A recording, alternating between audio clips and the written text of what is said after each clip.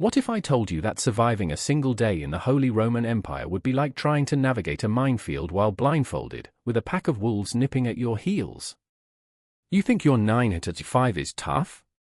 Your commute's a walk in the park compared to the chaos of a world where feudal lords play chess with human lives and betrayal lurks behind every smile. Picture this: castles loom like dark clouds, their turrets piercing the sky, while peasants toil under the watchful eyes of their merciless overlords.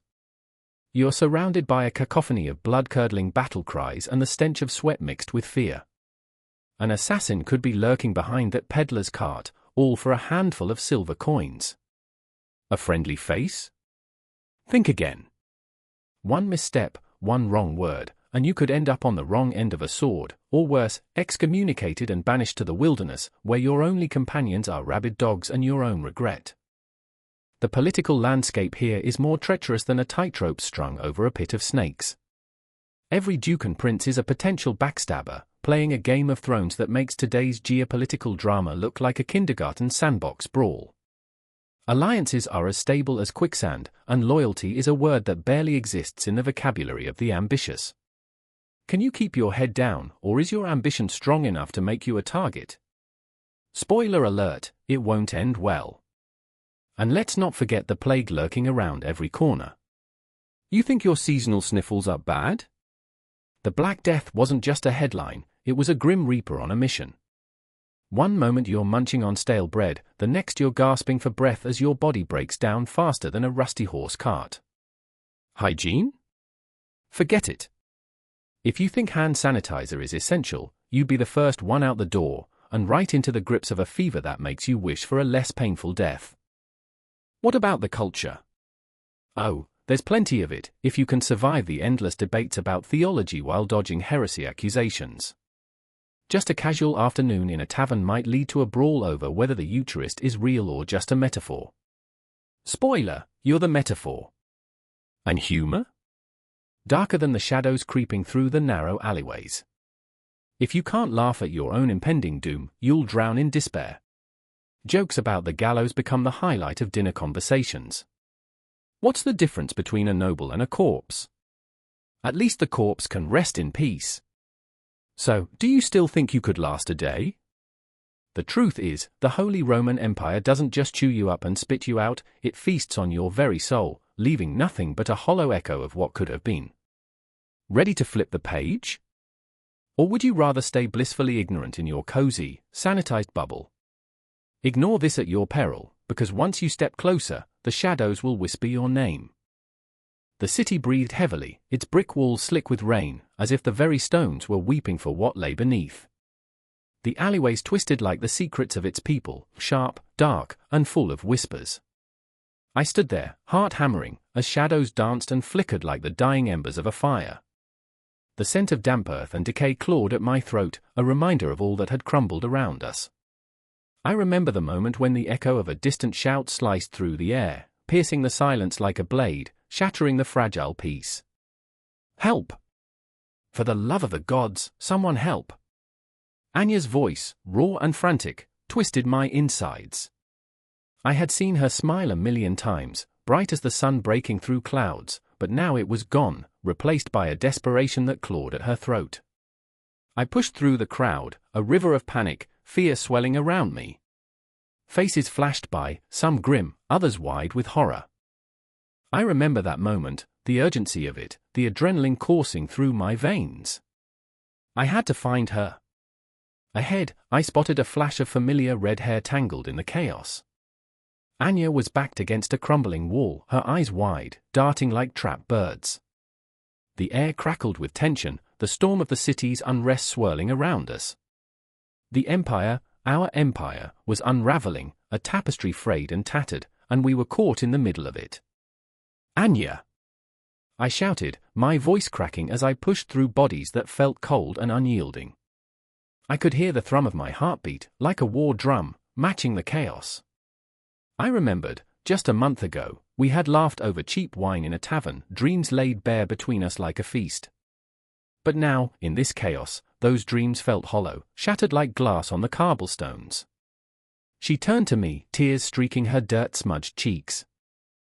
They're coming for us, Felix. The syndicate, they know we spoke. The mention of the syndicate hit me like a physical blow. A shadowy group pulling the strings, lurking just outside the light.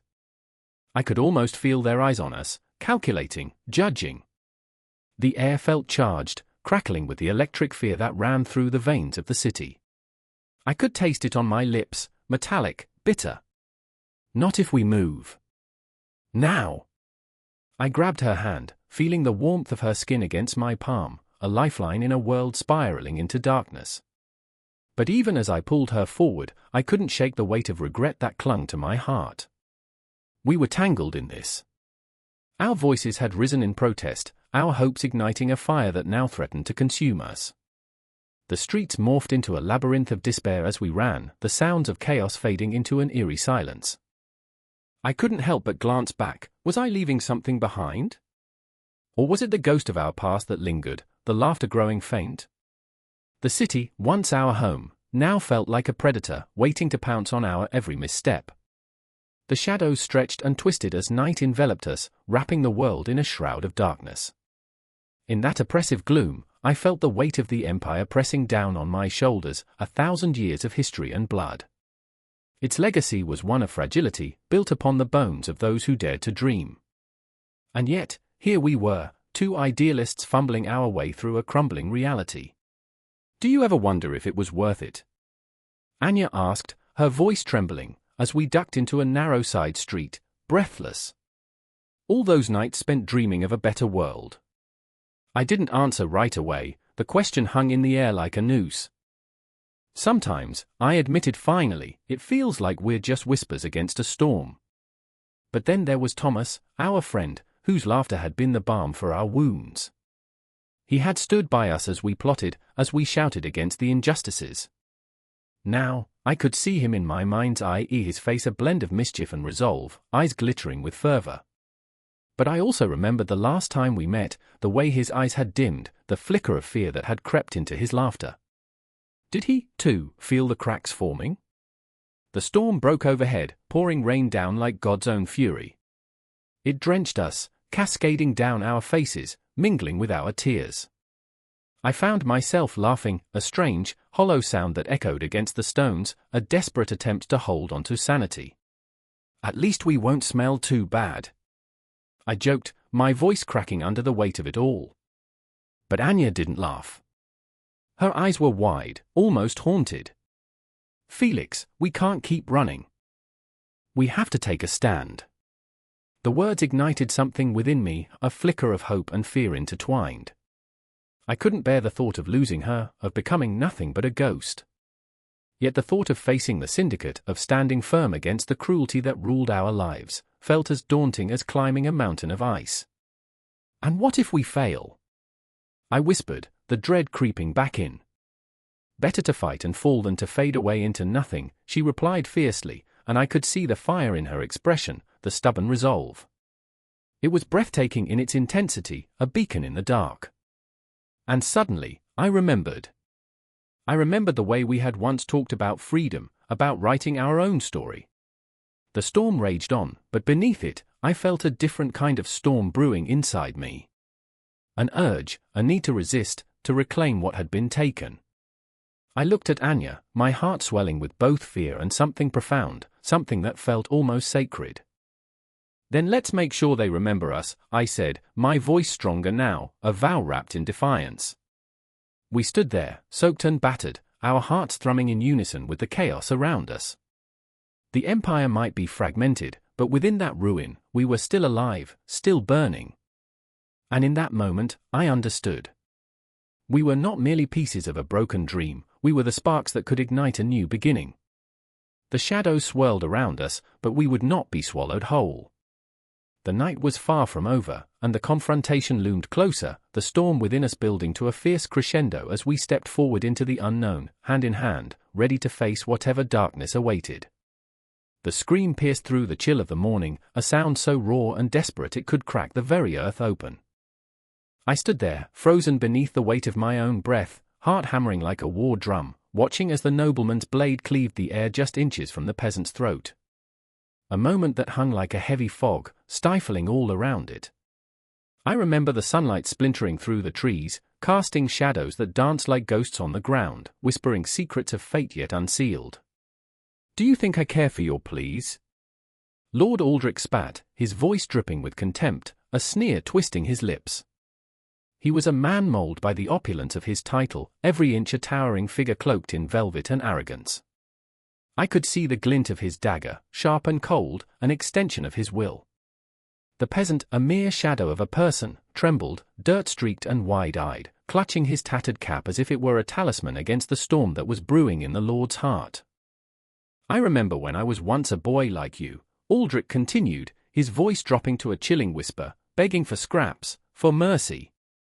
But mercy is a coin reserved for those with the power to give it. My heart raced, a relentless beast clawing at my chest, caught between empathy and the sordid thrill of the scene unfolding. I had known the peasant, Iloan, his name whispered in the corners of taverns, where laughter was a fleeting ghost. His laughter had been a melody, bright and hopeful amidst the grime, a stark contrast to the reality we lived. I had watched him plant dreams in the soil, only to have them crushed under the weight of a noble's indifference. And then there was Sister Agnes, her white robes billowing like clouds as she stepped into the fray, a thin line of courage etched across her brow. The clergy, once revered, now stood like a fragile bridge between the towering spires of greed and the dirt-laden despair of the peasants. Lord Aldrich, please, she implored, her voice trembling like a candle in a gale. Your mother would not have wanted this. Her eyes were a tempest of faith and fear, a flicker of a hope that burned brighter than any torch in the night. Do not invoke her name, he thundered, rage spilling from him like a spilled goblet of blood. She was a fool who believed in the wretched. With each exchange, I felt the world tilt beneath me, the very ground a fragile illusion.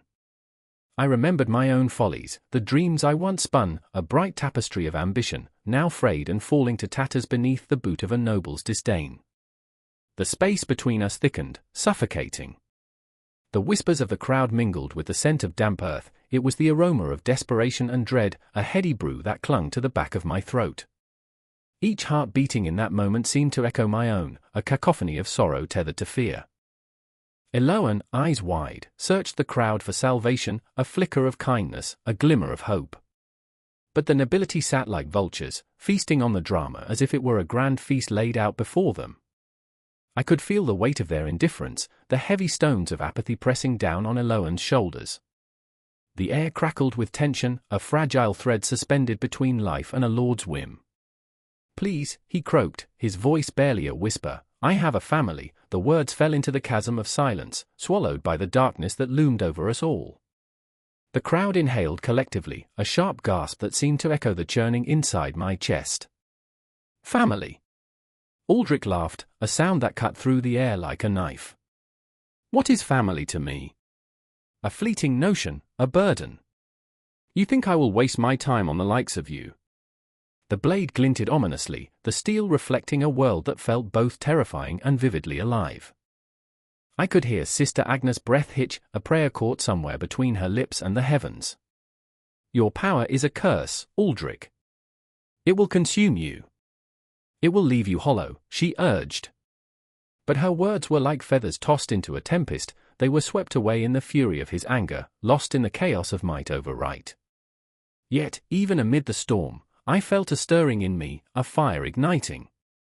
I remembered my own dreams, those vibrant fragments of hope that once colored my world, and I could not bear to watch as they flickered and faded beneath the noble's heel.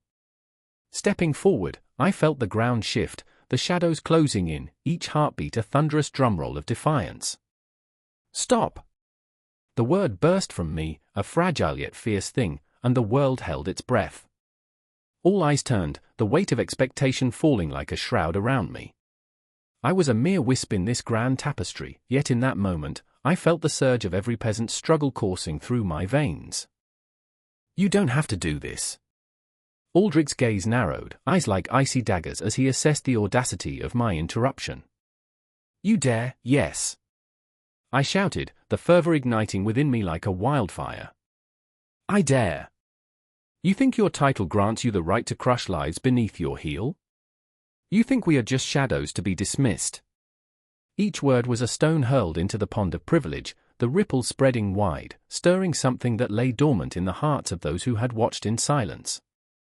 I could see it, the flicker of rebellion igniting in their eyes, the shadows of their despair lifting ever so slightly. And then, in that moment, I realized the true power of the hierarchy that held us captive. The nobility ruled with fear, the clergy with guilt, and the peasants with the whispered echoes of their dreams. But dreams, I thought, are resilient, like weeds that push through the cracks of stone. The confrontation escalated like a tempest, raw emotions clashing violently, rippling through the gathered crowd.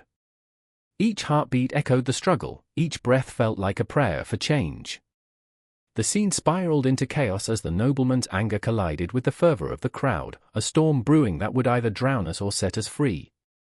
The air thickened, the tension palpable, as time hung suspended in a breathless pause, a ticking clock setting the stage for the inevitable clash of titans. And there we remained, suspended in that moment of reckoning, where the shadows of the past collided with the flickering hope of the future, each heartbeat echoing the urgency of what lay ahead. The dance between power and the powerless had begun, a game of life and death, and the outcome was uncertain. In the churning darkness, I felt the world shift, and as the sun dipped low, casting long shadows across the earth, I knew this was just the beginning. The clock ticked on, relentless, and the echoes of our stories intertwined, weaving a tapestry of fate that refused to unravel. The weight of our existence hung in the balance, a fragile thread connecting us all in an eternal struggle, and there was no turning back. A bell tolls, deep and mournful, its resonance slicing through the oppressive silence of the midnight church. Each chime is a heartbeat, echoing like the pulse of a dying man, each sound a reminder that faith is as fragile as the flickering candles casting wavering shadows on the stone walls. And there I stand, a witness, breath caught in my throat, as the weight of the world shifts on a pivot of belief. The air is thick, charged with unsaid prayers and the scent of incense, a paradoxical mix of comfort and dread. I remember the moment it all changed. Father Balthazar's voice, once a steady guide, now trembles as he speaks of temptation and sin. His eyes, once full of fervor, darken with doubt. The Lord tests us, he mutters, but we all know, he's testing himself. Behind him, the figures of the congregation shift uneasily in the dim light, faces obscured but filled with fear. In that moment, I can feel the crack in the foundation of our faith. It is a fracture that will grow, that will swallow us whole. Across the aisle, Maria kneels, her hands pressed together, knuckles white. She is a woman of contradictions, strength hidden beneath layers of fragility. I see her lips moving, forming words that tremble in the silence, prayers that ring hollow. Please, God, don't let this be the end. But how can she believe when even the saints seem to turn their backs? I remember a time when she would have laughed in the face of despair, her spirit a bright flame. Now, that flame flickers dangerously close to extinction. But there is another, the shade of Thomas lurks in the periphery, a ghost of doubt haunting our sanctuary. His laughter once filled these halls, but now it echoes like distant thunder, the storm rolling in. A former acolyte turned skeptic, he wears his cynicism like a shroud. It's all a lie, you know, he whispers to me one night, his voice low but insistent, the church is more afraid of us than we are of it. I want to deny him. I want to scream that faith is real, that it can heal, but there's a truth I can't escape, the shadows are growing long, and the weight of the past presses down like a hidden sin. I remember the stories, the ones we were told as children, how love conquers all, how the righteous are rewarded. But now? The weight of history clings to us like a second skin, the tales of witch hunts and heretics echoing in our bones, a collective memory that can't be erased. I don't want to be a martyr, Maria whispers, breaking the silence of our shared despair. What is faith worth if it leads to suffering? The air grows heavier still, like the moment before a summer storm. A flicker of lightning illuminates the stained glass, casting a kaleidoscope of colors on the stone floor. I see our faces reflected back, distorted and warped, a church filled with ghosts of our own making. And in that moment, doubt creeps in like a thief in the night, stealing away the innocence of belief.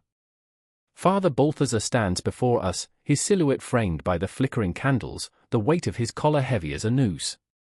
We must stand united against the darkness, he proclaims, but his voice quakes, betraying the tremors of uncertainty beneath his bravado. We must be the light. But who can be the light when the very foundation of that light is shaken? I want to scream, to tear down the walls of this sanctuary that has become a prison of fear. What if the light is a lie? I want to ask. But I remain silent, paralyzed by the weight of expectation, the fear of a wrathful God. I remember when I first stepped into this church, when the air was filled with the sweet scent of hope, and the words of the Bible were gold-threaded promises. But like a faded tapestry, those promises have unraveled, leaving behind threads that hang loosely in the air, unfulfilled and frayed. Will you stay? Maria's voice cuts through my thoughts, a question laced with desperation. Her eyes, pools of pleading emotion, draw me in. Will you still believe when the world crumbles? I want to tell her yes, that I'll hold on tight to the threads of faith, but the truth is, I am tangled in my own doubts, wrestling with a fear that grips like a vice. I glance at Thomas, his face a mask of defiance, and wonder if rebellion is the path to salvation.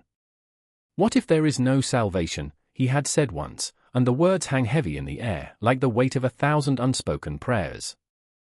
As the bell tolls again, a sound that reverberates deep within the marrow of my bones, I realize we are all standing on the precipice, clinging to the edge of belief while the abyss yawns open beneath us. We are a tapestry woven of faith and fear, each thread a story, a memory, a hope. Moments tick by, time stretching like the shadows around us.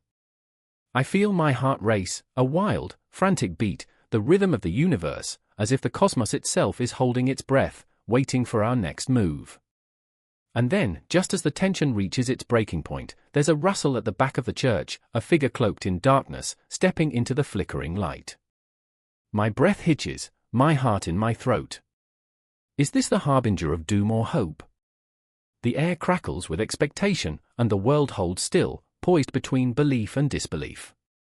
The figure raises its head, revealing a face that is both familiar and foreign, a reminder that even the shadows can carry the weight of a soul.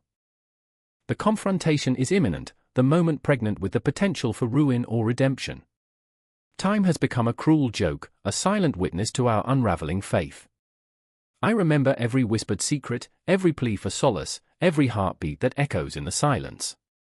And as the figure steps forward, I can feel the weight of the world shifting once more, teetering on the edge of the unknown, ready to plunge into the abyss or rise anew. I hold my breath, waiting for the storm to break, for the truth to emerge, a truth that could shatter what remains of our fragile faith or weave us back into a tapestry of hope, one thread at a time. The shadows dance around us, the clock ticks ominously, and we are left suspended in the air, caught in the turmoil of belief and doubt, waiting for our destinies to collide in a moment that will echo through eternity. The scream cut through the air like a knife. It shattered the stillness of the night, a desperate cry that clawed its way into the hearts of every soul within the stone walls of Castle Blackthorn. In the shadows, the sound echoed, reverberating off cold stones coated with the despair of centuries. "Help me! Please!"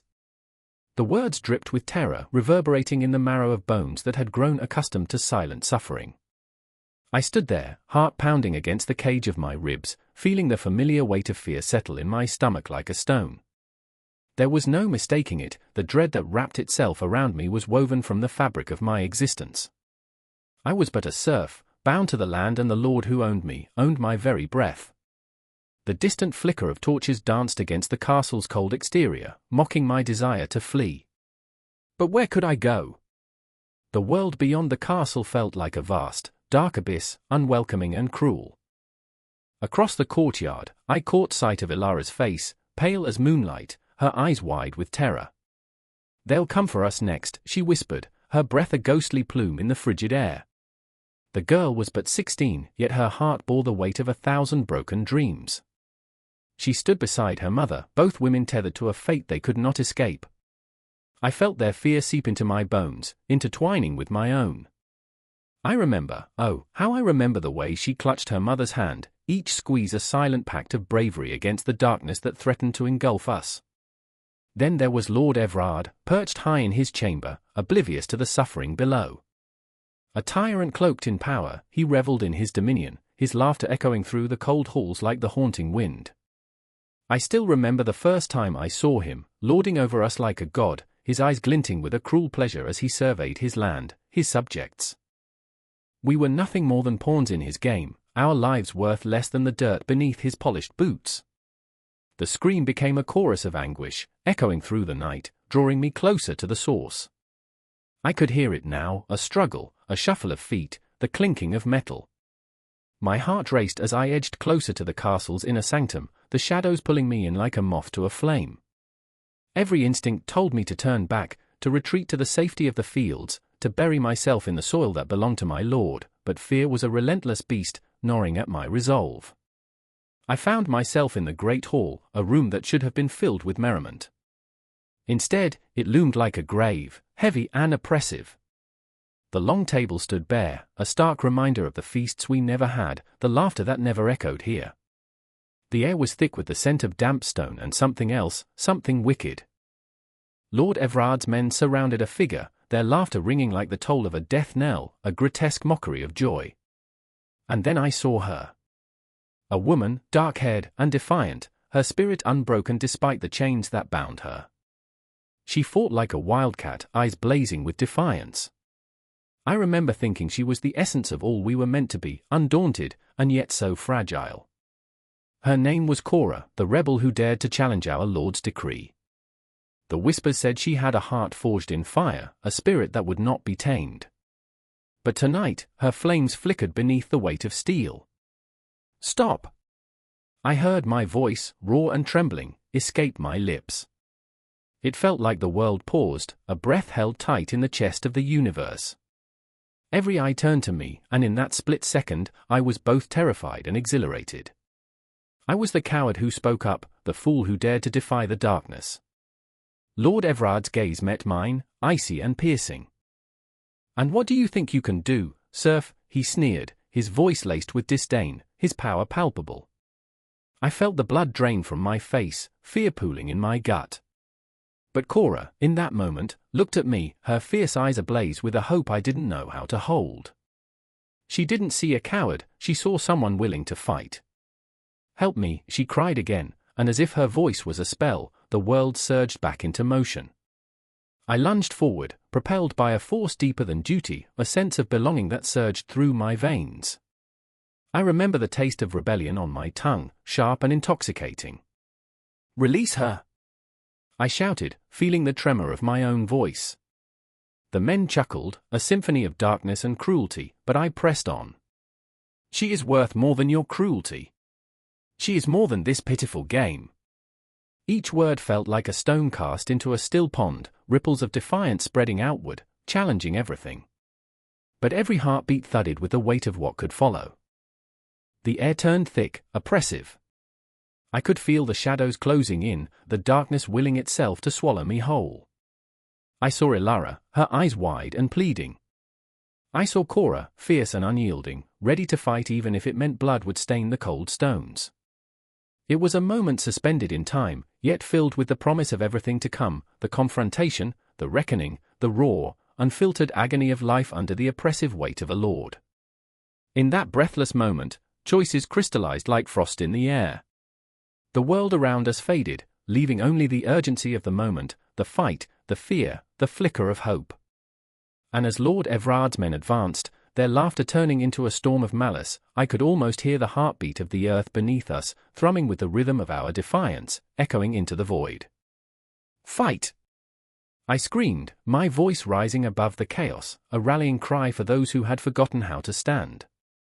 And as the shadows pressed closer, everything hung in the balance, teetering between despair and defiance, a tale unspooling into the darkness, begging for an end yet yearning to continue. The air crackled, thick with tension, as the clock tower told the hour. Each chime reverberated through the cobblestone streets of the city, a grim reminder that time waits for no one. I stood frozen, my breath caught like a shard of glass in my throat, perched on the edge of a moment I couldn't comprehend.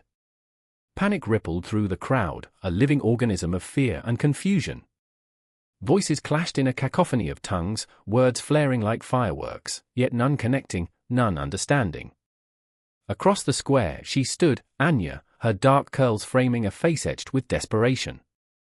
I could read her lips, even if I couldn't decipher the language she spoke. The urgency in her eyes screamed louder than any shout. She was searching, hunting for something, or someone, within the chaos.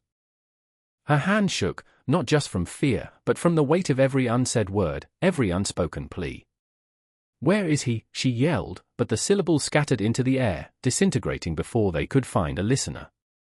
I wanted to rush to her, to bridge that empty chasm between us, but my feet were anchored to the ground, my heart pounding a frantic rhythm of its own. My name was Stran, a name that felt like a joke in this world of tongues.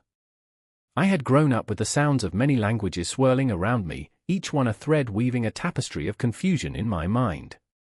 But now, in this moment, I was just another face in the crowd, rendered mute by the overwhelming barrage of communication that whirled like a storm. A flash of color caught my eye, our guards in their polished armor, marching with the weight of authority. Their shouts cut through the chaos, and suddenly the air was thick with commands, the urgency of order pressing against the chaos. Their words were a language of fear, a language that demanded obedience, yet for many, it was just noise. How do you obey when you can't even understand? I felt a tug at my sleeve. It was Miko, my friend, a wiry boy with a quick wit and quicker feet. His eyes darted to Anya, then back to me, panic etched into his features. "We have to help her. We can't just stand here." He had a point, of course. But what could we do? His voice, though filled with fervor, was just another note lost in the symphony of confusion. "Miko, she needs words," he barked back, his frustration bubbling over. "We need to find a way to communicate. Just help me." And there it was, that ache of helplessness, a festering wound beneath the surface. The very words that should have connected us were the ones that kept us apart. I wanted to pour my heart out into a language that could bridge the divide, but the words were like shadows, slipping through my fingers, elusive and taunting. Anya's gaze flickered toward us, a glimmer of hope crossing her features as she caught sight of Miko. But that hope shattered like glass the moment the guards pushed through the throng, their voices a sharp whip cutting through the air, their eyes searching for dissent. "Step back," they bellowed, the command laced with an undercurrent of violence. The crowd recoiled, a wave of panic sweeping through them. "All of you! Disperse!"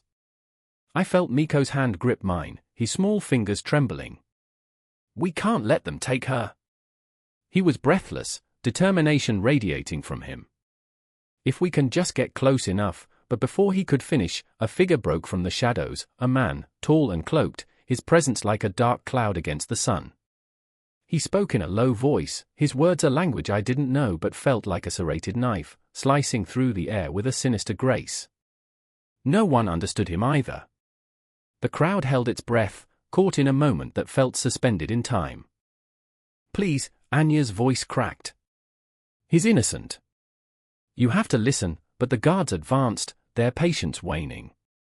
I could feel the pulse of fear thrumming in my veins. I knew, even then, that this was about more than just a misunderstanding. It was about power, about control, about the very core of who we were in this complex, multilingual empire, where every dialect was a weapon and every silence a trap. "Stay back," one of the guards shouted, pushing through the throng, his eyes wide with rage. "Or we will take you all." I watched as Anya's shoulders slumped, the weight of her fear coiling around her like a serpent. She was losing her fight, losing the battle against a tide that seemed insurmountable. Everything I wanted to shout, every word I wished I could find, was caught in the web of my mind, a tangle of emotions that left me gasping for breath. In that heartbeat, I realized the truth that had haunted me for as long as I could remember: the greatest barrier was not the language itself, but the fear that came with it. This empire, our empire, was a labyrinth of voices, a mosaic of souls crying out in the night, each one wrapped in their own stories, their own unexpressed emotions. And here we were, fumbling in the dark, desperate to connect, desperate to understand, yet paralyzed by the enormity of it all. "Anya!" I screamed, my voice carrying through the din, raw and unrefined, a plea that dripped with desperation. "I'll find a way. Just hold on." Would she understand? Would she hear the conviction behind my words? Or was I just another voice lost among the countless echoes? The question hung in the air, heavy and unrelenting, as the crowd surged forward and the guards closed in, a wave of chaos swallowing the last remnants of clarity. And in that moment, with shadows dancing around us, the future hung by the slenderest of threads, poised between silence and the unspeakable. Time stretched, each tick of the clock a cruel reminder of what was at stake, a reminder that the barrier was not just a chasm of language, but a rift of hope, of connection, of belonging. I fought against the tide of despair, my heart now a war drum beating a rhythm of defiance. I could not, would not, let it end this way. I was Stran, and this was not just a battle for words, it was a fight for our souls, our very existence in this tapestry of voices, where every silence could scream louder than 1,000 battles. And as I searched the chaos for a way through, I knew that whatever came next would be a reckoning, an urgent plea whispered into a storm, an echo that would ripple through the very fabric of our world. The air crackled, thick with tension and the scent of gunpowder, echoing with the distant thud of artillery. In the heart of this chaos, Maya crouched low, her fingers trembling as she clutched the rifle, a cold piece of metal that felt more alive than she did. Seconds felt like hours, each heartbeat a reminder of the fragility of life. The sun hung low in the sky, casting long shadows that danced like phantoms, whispering secrets of those who had fallen before her. "I can't do this," she murmured, barely loud enough for herself to hear. Her thoughts churned, a storm of doubt and fear. Just last night, she had dreamt of home, their small kitchen, the aroma of her mother's stew wafting through the air, blending with the laughter of her siblings. But here, in this hell, every sound was a premonition, a countdown to the next explosion. She thought of the stained walls they painted together, how hope seemed to seep from the cracks. Now, that hope felt impossibly distant. Across the battlefield, Ethan stood with a grimace, his eyes scanning the horizon as if searching for answers in the chaos. The weight of his past hung heavily on his shoulders, memories intertwined with the acrid smoke. He remembered his brother's laughter, how they would race their bikes down the dirt roads, the carefree days that now felt like another lifetime. Ethan's hands shook as he held the radio, listening to the static, waiting for orders that seemed eternally delayed. Each moment stretched like a dark rubber band, pulling tighter, threatening to snap. "Ethan, you hear me?" The voice crackled through his earpiece, a tether to the chaos. But all he could think about was the young boy who had stumbled into their camp last week, eyes wide with fear, clutching a doll that looked as worn as he felt. Ethan had promised him safety, a lie that echoed in his mind like a ghost. "Ethan!" He jolted upright, the urgency cutting through his fog of self-doubt. "Yeah, I'm here." But what did it matter? Safety was a mirage in this desolate landscape. He felt hollow, like a shell of himself, caught in an endless loop of conflict, a puppet in a war with strings pulled by unseen hands. Maya and Ethan had been thrust together by fate, two mismatched souls entangled in the relentless gears of war. They shared fleeting glances, moments of unspoken connection amid the chaos, but the weight of their own burdens kept them apart. She saw the shadows under his eyes, the silent scream of a man fighting his own demons, while he glimpsed the fierce light within her, a spark fighting against the encroaching darkness. But how could either of them reach out when every instinct screamed survival? "Fire in the hole!" The warning shattered the air like glass. Maya instinctively ducked, the ground vibrating under her as explosions erupted nearby, sending plumes of dust and debris into the air. The screams mingled with the earth-shattering booms, a cacophony of fear that pressed in around her like a vice. Heart racing, she felt tears threaten to spill, but she blinked them back fiercely. "Not now. Not here." Ethan barely registered the chaos as he sprinted toward a fallen comrade, adrenaline surging through him like a wildfire. The moment he reached him, the world around him blurred, the cries of pain and fear drowned out by the rush of blood in his ears. "Stay with me, man. You're going to be okay." He gripped the soldier's hand, a lifeline forged in desperation. The soldier's eyes flickered with fear and pain, and for a moment, Ethan saw his brother staring back at him through the haze. No, it wasn't his brother, but the resemblance felt like a knife twisting in his gut. I can't breathe," the soldier gasped, the life slipping from him like sand through fingers. In that instant, the battlefield became a surreal landscape, a twisted reflection of a world that had gone mad. Ethan felt his heart break, splintering under the weight of helplessness. Anguish clawed at him, ripping apart the carefully constructed walls he had built to survive. Maya stumbled toward them, drawn by the commotion, her heart racing like a drum in her chest. She had to push through, had to confront the chaos that threatened to swallow her whole. She saw Ethan's face, twisted in pain, and felt the ground beneath her shift, a tidal wave of emotion crashing over her. Ethan! He barely heard her, lost in the moment, drowning in the agony of loss before it had fully settled in. She reached them, breathless, and for a second, time froze. She saw the soldier's vacant eyes, the spark of life flickering out like a candle in a storm. The air felt thick, suffocating, and she wanted to scream, to rage against the universe for the cruelty it had thrust upon them. But then, amidst the chaos, a familiar sound broke through, the click of a radio, the voice of their commander demanding silence. "Hold your positions. We need to regroup. Regroup." The word echoed in Maya's mind like a prayer. But regrouping meant facing the harsh truth of their reality, the constant battles they fought, not just against an enemy but against their own fear, despair, and guilt. She looked at Ethan, saw the shadows that haunted him, and felt a strange kinship, a bond forged in the fires of desperation. They were two souls caught in the same storm, each battling their own demons while trying to survive the war that raged both outside and within.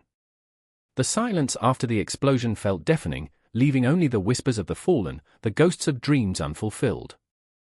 And in that moment, the weight of their shared pain seemed to pull them closer, two fragments of a shattered world searching for solace in each other's eyes.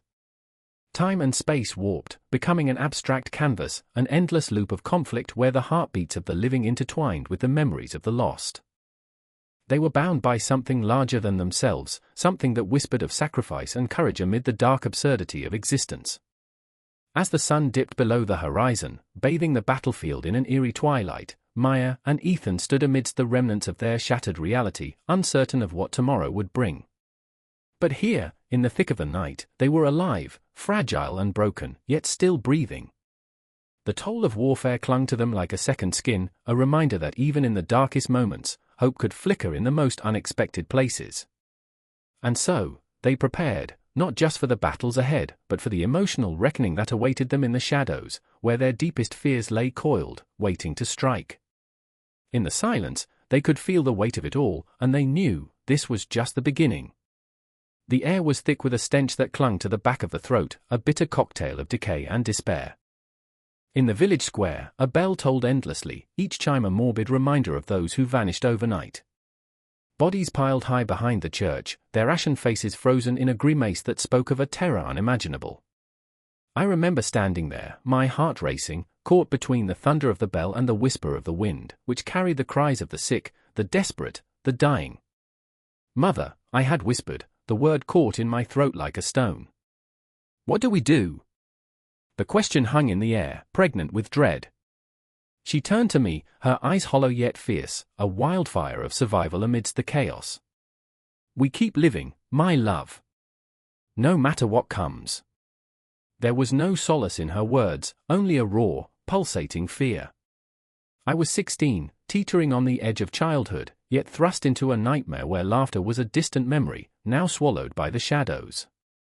What was the value of youth when the spectre of death lurked at every corner, ready to snatch away the innocent and guilty alike? Across the square, a figure stumbled, clutching at his stomach as if trying to ward off the poison that ran through his veins. The villagers backed away, eyes wide with horror, mouths pressed shut.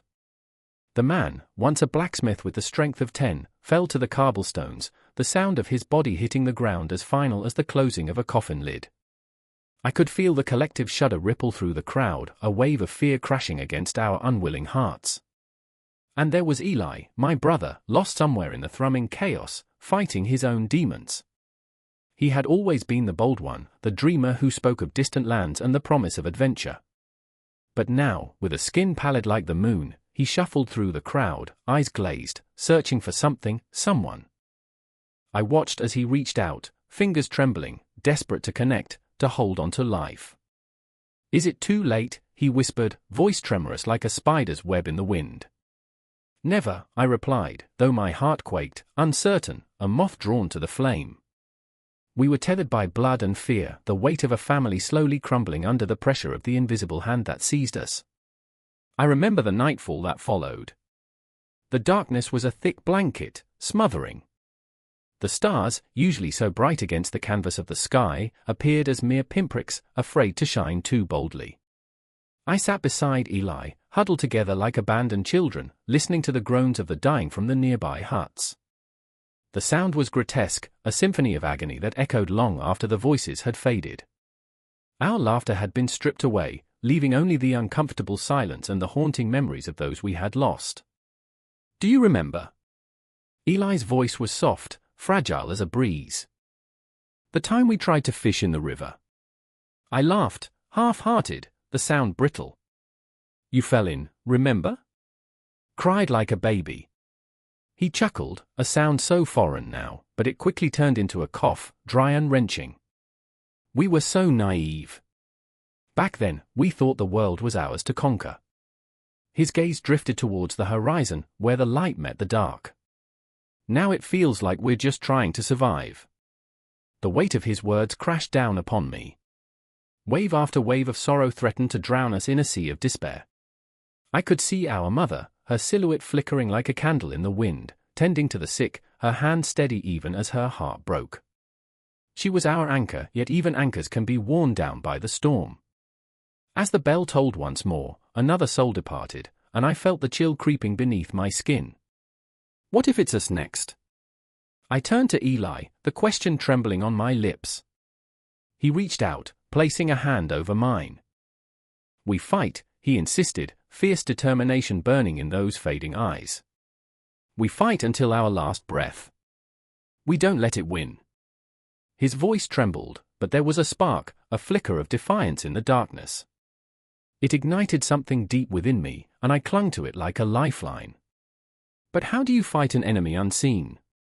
How do you stare down death when it lurks in the very air you breathe? The townsfolk had begun to whisper of witches and curses, of divine punishment for sins unseen. They spoke of fires to cleanse the village, of sacrifices to appease the wrath of an angry god. The absurdity of it all clawed at my insides. They bathed once a year, and now they thought prayers would save them. In the dead of night, when the moon was a ghostly figure watching over us, I felt the claustrophobic weight of despair closing in. With each cough, each labored breath, I feared the darkness would take Eli first. I insisted on keeping him close, my brother, my anchor. But he was slipping, a dream fading with the dawn. "Promise me," he rasped one night, the shadows casting a pall over his face. "If I go, if I'm taken, promise you'll remember me." Tears stung my eyes, but I nodded fiercely, though a part of me knew I might not have the strength to keep that promise. "Always," I whispered, the word a fragile oath, a thread of hope in a tapestry of despair. I could hear the clock ticking in the background, each tick a reminder of the relentless passage of time, each talk a countdown to an inevitable end.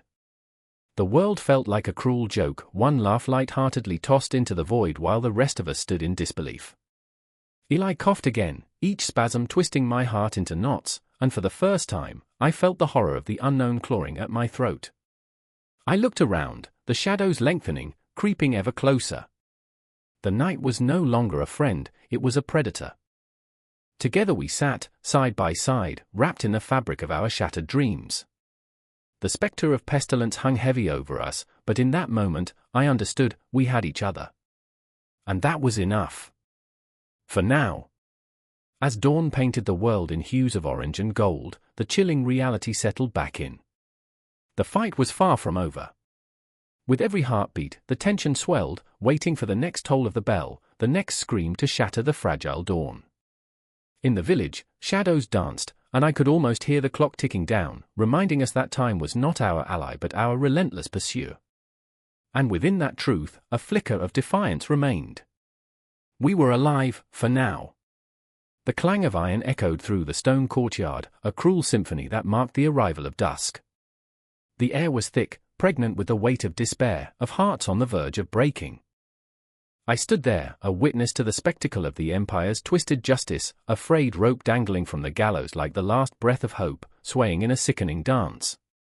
The crowd murmured, a wave of anxious energy, fear wrapped in anticipation. It felt as if the very ground beneath us trembled, holding its breath, waiting for the inevitable plunge into darkness. I remember the scent of despair, the metallic tang of blood mingled with the wafting smoke of burning wood. It clawed at my throat, choking back the bile that rose with each echo of the executioner's footsteps.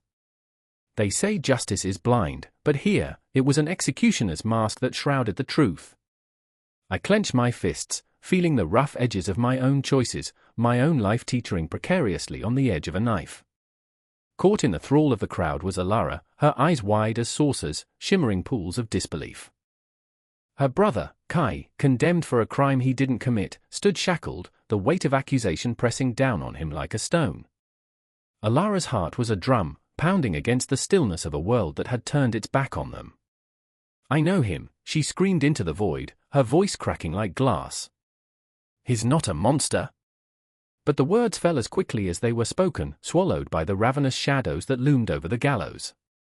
And there was Kai, his spirit flickering like a candle in the wind, caught between the chains of injustice and the love that tethered him to Alara. "I remember the nights we'd sneak out to the river," he murmured, a ghost of a smile breaking through the mask of despair. "The stars whispered secrets, and we laughed as if the world belonged to us." His eyes, once bright with dreams, now filled with an abyss of fear. "Tell them I'm innocent, Alara. Tell them I'm not the monster they think I am." The crowd shifted, a beast of murmurs and gasps, every breath a testament to the fragile line between justice and cruelty. I saw faces etched with indifference, others marred by the thrill of bloodlust. They were hungry for a spectacle, and the Empire had served one on a silver platter. A shiver crawled up my spine. Was this the price of justice, a life taken, a family destroyed? I felt the betrayal of my own heart, tethered to a system that reveled in the macabre, celebrating the death of the innocent while twisting the ropes of morality. "Justice," the magistrate's voice rang out, hollow and void of empathy. He stood tall, cloaked in authority, a puppet master of fear. "Justice demands sacrifice." The crowd roared in a frenzy, fueled by the promise of blood. But beneath that facade, I sensed a tremor, a flicker of uncertainty. The magistrate, too, was a prisoner of this law, shackled by the expectations of a society that thrived on fear and control. I wondered, was he a monster, or merely a man lost in shadows? Alara stepped forward, her spirit ignited by desperation. "Justice is not a noose," she shouted, her voice breaking through the din like a beacon in the night. "Justice is freedom. It's truth. You can't kill it with fear." Her words hung in the air, a fragile thread woven into the chaos, but the Empire was deaf to the truth. The noose tightened around Kai's neck, the executioner's hand steady, a grim reaper waiting for the final stroke. I felt the tears pooling in my eyes, the weight of helplessness pressing down on my chest. I remembered the feeling of being young and invincible, the nights filled with laughter, dreams untainted by the darkness of this world. But now, those memories felt like distant stars, flickering out one by one. What have we become? I thought, as the crowd cheered for justice long drowned in blood. Time seeped away like sand through fingers, each grain a reminder of the fleeting nature of life. The magistrate raised his hand, the signal for silence, but the noise inside me roared louder. I saw Kai's eyes, wide with terror, glimmering with unspoken words, his life flashing before him like a wild storm. "Remember me as I was, not as they make me," he seemed to whisper in the stillness. "Remember the laughter." And then it happened, an explosion of movement, a rush that shattered the silence. Alara lunged forward, her small frame a fierce testament to love's power. "No," she cried out, a siren's wail piercing through the chaos, but it was too late. The executioner's hand fell, and the crowd gasped, breaths held in a collective moment of horror. I felt my own heart stop, the world narrowing to a single point of darkness. Kai's body jerked, the rope taut, a lifeless marionette hanging in the balance between justice and injustice.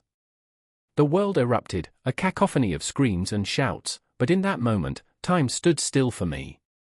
I remember the anguish, the raw fury that ignited within Alara. "You will not let him die in vain," she screamed, her voice breaking, but it was drowned out by the waves of hatred that surged through the crowd. She fought against the tide, desperation feeding her resolve. I stood frozen, a spectator to the horror, grappling with the ghosts of my own inaction. Justice? No, this was madness, a theater of cruelty where the innocent were cast as villains, their fates directed by hands that knew no compassion. The shadows grew longer, creeping closer, engulfing us all in their embrace. Remember the laughter, Kai's voice echoed in my mind, a haunting reminder of the thin line that separated the living from the dead.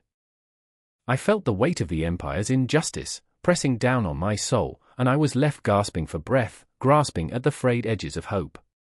The tension hung thick, electric, as the crowd turned their eyes toward Alara, the embodiment of grief and fury. There was no way back. There was only the darkness that beckoned, a symphony of despair that would echo through the ages, leaving behind a haunting melody of broken dreams and shattered lives. In this moment, under the flickering shadows of the Empire's twisted legal system, we were all players in a grim play, no heroes, no villains, only the echoes of forgotten laughter amidst the relentless tide of injustice. The cycle of despair would continue, and the question lingered in the air like a spectre: who would rise against it? The wind howled through the narrow streets, a banshee's wail that twisted and turned, taunting the shadows. I stood in the doorway of Old Man Grayson's shop, the one that smelled of dust and old secrets, my heart pounding like a war drum. The dim light flickered, casting ghostly shapes on the walls, and I could feel the weight of 1,000 eyes watching from the dark corners. I was not alone. Clara, my sister, stood beside me, her breath quick and shallow, her fingers clutching a worn-out amulet that hung around her neck, an old family heirloom thought to protect against the darkness. This was more than just superstition, it was a lifeline. "I can't do this," she whispered, her voice trembling, a fragile thing that could shatter with the wind's next gust. "What if it's true?" The night felt heavy with the promise of something unspeakable. I remembered the stories told in hushed tones, the old woman who vanished into the night, the children who never returned. Each tale lingered like a spectre in the air, wrapping itself around our spirits, suffocating us in its chilling embrace. The weight of our family's history sat like a stone in my gut, for this wasn't just any night, it was the night of the harvest moon, a night when the veil between the worlds thinned, allowing the shadows to seep into our reality. "Clara, we have to," I said, forcing the words through a throat tight with fear. "You know what's at stake." She turned to me, her eyes wide and desperate, the kind of look that could make even the bravest man tremble. "But what if it's not worth it? What if we're just playing with fire?" The truth was, we were already burned, our family's traditions, our bloodline, all haunted by the specters of the past. Our mother's stories filled our childhood with wonder, yet they now felt like chains, binding us to a fate we couldn't escape. I remembered her voice, warm and reassuring, telling me to respect the spirits that roamed our land, to honor the rituals passed down through generations. "Remember the mark?" I pressed, recalling the moment we'd found it carved into the old oak tree. A circle with intricate knots, a sign that our lives weren't just ours, they were woven into a tapestry far more complex, a design of fate, filled with threads of hope and despair. "It's calling us." Clara shivered. I could see the battle raging within her, a pull toward our family's legacy and the fear of what lay beyond the threshold. And in that moment, I wished for the innocence of youth, for the days when the only monsters were under the bed, not lurking in the shadows of our history. As we stepped into the darkness, the air thickened, each breath turning to ice in our lungs. The path ahead twisted and curled like a serpent, leading us deeper into the heart of the night. The cobblestones glistened under the pale light, slick with dew, whispering secrets of their own. Clara moved closer, her amulet cold against my skin, both a comfort and a weight. "Can you feel it?" she murmured, the words escaping her lips like a confession. I nodded, though my heart raced with dread. It was there, a tangible presence, a shadow that flickered at the edge of my vision, teasing the corners of my mind. I could almost hear it laughing, an echo of centuries past. I remembered the old legends, the tales of the Keeper of the Night, a figure said to bargain with souls, weaving dreams and nightmares into the fabric of existence. What if we were too late? A sudden rustle among the trees sent a jolt through us, and I turned instinctively, shielding Clara with my body. My heart thundered against my ribs as a figure emerged from the darkness, a gaunt man with sunken eyes and a twisted smile, the very embodiment of every fear we had ever known. "You seek answers," he rasped, his voice like dry leaves scraping against stone. "But truth is a fickle friend. Clara took a step back, a whimper escaping her lips as the moonlight caught the gleam of the man's knife, a reflection of our own courage wavering. "What do you want?" I demanded, the words sharper than I intended, trying to mask the tremor in my voice with bravado. "Only what has been promised," he replied, his gaze piercing through the night like a blade. "The threads of fate are tangled, and you've come to untie them. But beware, for every choice births a consequence." Tension coiled tightly around us. I remembered the price of knowledge, the stories that warned of sacrifices made in the name of curiosity. Clara gripped my arm, her nails digging into my skin, a reminder that we were tethered together in this storm. "What if we don't want to know?" she whispered, her voice trembling like a leaf in the wind. "Ah," he said, a cruel smile spreading across his face. "But you already do. You felt it in your bones, the weight of your family's legacy. You cannot escape what is written." The air turned frigid, and I felt the shadows close in, fingers of darkness wrapping around my throat, squeezing tighter until I could barely breathe. I thought of the amulet, its intricate design a promise of protection, and yet I questioned whether it could shield us from the truth. In that moment, the world shifted. Time stretched and folded, each heartbeat a drum echoing in the void. I remembered whispers of old, the rituals, the sacrifices, the fear that hung like smoke in the air. The ghosts of our ancestors loomed, their faces etched with longing and regret, their stories woven into the very soil we stood upon. "Clara," I gasped, desperation clawing at my throat. "We can't turn back now." But her grip faltered, her resolve waning. The night was alive with voices, the echoes of the past swirling around us like a storm. We were caught between the living and the lost, and the weight of our choices began to settle in the pit of my stomach like lead. "Step forward, or fade into the shadows," the man said, his voice a haunting melody that pierced the darkness. "Choose." And in that moment, I understood, this wasn't just about us. It was about the generations that had come before, the ones who had danced with shadows, who had dared to confront their fears and embrace the unknown. The wind howled again, louder this time, a mournful cry that echoed through the streets, and I took Clara's hand in mine, feeling the warmth of her skin against the cold reality of our fate. We had to face this together, or be consumed by the darkness that waited, always waiting. "Together," I whispered, feeling the strength of our bond. "Whatever comes, we face it together." We stepped forward, hearts pounding, into the unknown, the shadows swirling around us, and the world behind us faded into a distant memory, leaving only the weight of our choices hanging in the air, like a promise yet to be fulfilled. The wind howled, a banshee's wail, as I stood in the empty market square, my heart pounding a frantic rhythm against my ribs. Stalls once brimming with vibrant fruits and fragrant spices lay abandoned, their vibrant colors dulled, shadows creeping in like thieves. A hushed desperation lingered like smoke in the air, thick and suffocating. I remember the laughter that used to echo here, the sound of barter, the clinking of coins as they exchanged hands like promises now broken. Now, silence reigned, an eerie reminder that trade had withered, choked by tightening grips and empty bellies. Marion stood beside me, her eyes hollow, haunted by the specter of hunger that stalked the streets. "What do we do now?" she whispered, voice cracking like ice underfoot. Her fingers grazed the cold stone of the stall, as if it might spring to life, offer us something, anything. But the stone remained cold, the voice of the market stifled under the weight of despair. I wanted to offer solace, words of comfort, but how could I? My own stomach gurgled like a ghost, reminding me we were on borrowed time. The currency had turned to dust. I remember the coins, once a glimmering promise of hope, now mere tokens of a forgotten dream. What good were they when the fields lay barren, the traders had vanished, and the only thing left were whispers of famine racing through the streets like wildfire? I could almost see it, the specter of starvation, lurking in the shadows, waiting for the moment to strike.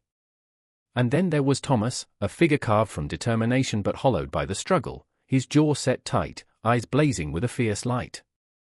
"We'll find a way," he declared, though I could see the tremor in his hands, the uncertainty that rattled in his chest. He had a knack for poetry, for weaving words into tapestries of hope, but in this moment, all he could weave was survival. "Every night, I dream of bread," he said, a bitter laugh escaping his lips. Not the delicate loaves of the baker's art, but a crust, a hard crust to bite into, one that sustains life. The tension between us thickened, a taut string pulled to its limit. I wanted to scream, shake him, demand he see the truth. The world had crumbled, and no amount of dreams could mend it. But that flicker in his eyes, that relentless hope, pulled me in. I remember the last glimpse of the sun as it dipped beneath the horizon, casting long shadows over the cobblestones, reminding me that darkness would soon swallow us whole. Trade has become a ghost town, I murmured, the word slipping from my lips like a prayer. And what good is a currency with no value? We barter with memories now, don't we? My gaze drifted to Marion, her face etched with fear. What will we tell our children when they ask us about this time? That we stood by and watched as everything crumbled. She glanced at me, a flicker of rage igniting. What choice do we have? We starve or we fight. Her hands clenched into fists, nails digging into her palms, a battle cry building in her throat. We'll make a stand. We'll demand what we need. We'll bring back the trade.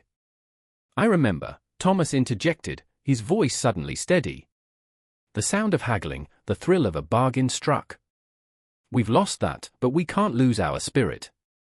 His passion ignited a fire within me, that absurd notion that perhaps we could resurrect something from the ashes of despair. I remember the time when the market was alive. We can bring it back. It's not too late. But the shadows pressed in closer, whispering tales of despair as we stood on that threshold, teetering between resilience and resignation. I could see the flicker of hope in their eyes, but also the weight of reality pressing down like an anvil. The spectre of famine was real, a living thing gnawing at our insides, and yet here we were, clinging to dreams of bread, to memories of laughter. The clock tower in the distance chimed, a stark reminder of time slipping away. Tick. Tock. Tick. Tock. Each second felt like a countdown to an inevitable collapse. The shadows lengthened, a reminder that our struggle was not just against hunger, but against the very fabric of our existence unraveling into naught. I remember, I whispered, the weight of memories hanging heavy. I remember the laughter of children at play, the scent of fresh bread wafting through the air, the shouts of merchants calling out their wares. We're fighting against ghosts, aren't we? Against a world that's fading. Marion turned to me, fierce and radiant. Then let's make our own world. Let's be the ghosts that haunt this silence, that refuse to be forgotten. And in that moment, a furious resolve ignited among us. We were not just figures in a story of despair, we were the sparks, ready to light the darkness. The spectre of famine could not hold us hostage, our voices could rise above the echoes, our spirits could breathe life back into the empty square. As the shadows deepened, painting the world in shades of despair, I felt the pulse of our collective heart, raw, unyielding, defiant. My fingers clenched around a handful of dirt, the weight both grounding and liberating. We'll rebuild, I rasped, fire coursing through my veins. We'll reclaim our trade, our hunger, our lives. We'll turn these shadows into stories, into fires that warm our hearts. In that unyielding silence, a pact formed, binding us together against the approaching darkness. The night pressed in, and yet, somehow, I felt a flicker of light, a defiant refusal to succumb. The ghosts of trade and currency would not haunt us, we would rise, a chorus of voices echoing in the void, a testament to resilience. And as the wind howled, I clung to the fierce belief that we might just carve out a new path under the stars, a flicker of hope in a world teetering on the brink of oblivion. The shadows wrestled with our light, but we would not be extinguished. We would shout, we would barter, we would dream until the dawn broke through the darkness, and we would emerge, a force of nature, unbroken and alive. The moon hung heavy over the empire, an ominous eye watching the world unravel below. Clara stood at the edge of the courtyard, her breath fogging the cool night air, a fleeting mist that vanished moments after escaping her lips. The shadows danced around her, whispering secrets of women bound by chains of duty and desire. A distant cry echoed through the stillness, one of laughter, one of pain. They were both too familiar to her. I remember the night they came for me, Clara thought, the memory clawing at her chest like hungry wolves. They had called her a witch, a sinner, a burden upon the world. The villagers had gathered, torches brandished like weapons, their faces twisted into masks of horror and righteousness. She had felt their judgment, a heavy yoke that constricted her throat, a reminder that a woman's worth was often measured in silence and submission. Beside her, Miriam stood, a flame flickering in the midnight darkness. She was a silhouette of defiance, sharp as the knife she carried hidden beneath her apron. "Look at the stars," she whispered, voice low and fierce. "They were meant to guide us, not condemn us." The stars, Clara mused, were indifferent to their plight, distant, cold pinpricks against a velvet sky. Yet here on earth, every glance, every touch carved deep into their souls. They were not merely women battling the harshness of life, they were warriors in a theater where the audience had already decided their fates. "Do you think they'll come for us next?" Clara asked, her heart racing, the question hanging in the air like a noose. She could already feel the weight of expectation, the suffocating silence of what was unsaid. She had seen it happen too many times, women dragged from their homes, their screams swallowed by the indifferent night, their dreams extinguished like candles in a storm. Miriam clenched her jaw, eyes blazing. "Let them try. I refuse to be a spectre in someone else's story." Clara admired her friend's fire. It was a stark contrast to the cold dread that nestled comfortably in her belly. Yet, beneath the bravado, Clara sensed the tremor of fear. They both felt it, the constant tightening of the noose around their futures. A sudden shout shattered the fragile peace. The villagers were gathering again, a sea of bodies fueled by ignorance and fear. Clara could feel the pulse of the crowd like a drumbeat resonating in her bones. "They say there's a woman who speaks to the spirits," an old man's voice dripped with disdain. "She's a danger to us all." Clara's heart sank. They were talking about her. The whispers were like shards of glass, each one cutting deeper into her resolve. "I remember," she whispered to herself, the mantra a lifeline in the swell of chaos. "I remember the tales of my mother, how her voice cracked like thunder with every story she spun. She was a weaver of dreams, a keeper of secrets. But her mother had met the same fate as so many others, silenced by the very world that craved her wisdom." Clara felt the chill of loss wrap around her again, a ghost that refused to leave. "Clara!"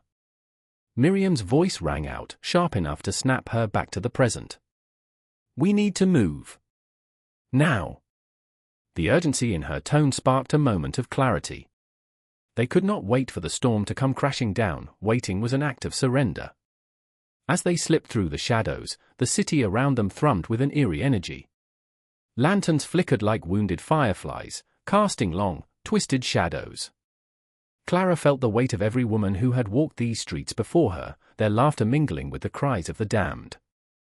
Each step echoed a silent prayer, a wish for freedom that clung to the very air they breathed. Through the narrow alleys, they found refuge in the forgotten corners of the city, the places where dreams were gathered like dust. Clara's heart thundered against her ribcage, a wild creature desperate to escape. "What if we fail?" she asked, the vulnerability slipping through her bravado. "We won't," Miriam replied, though the uncertainty lingered like a spectre between them. The truth was, failure felt omnipresent, a gaping maw waiting to consume them. But the fire in Miriam's voice ignited a smoldering ember deep within Clara, a flicker of hope that cut through the fog of despair. Suddenly, a figure emerged from the shadows, a woman cloaked in mystery, her face obscured yet resolute. "You seek answers, but truth often comes at a price," she warned, voice low and melodic.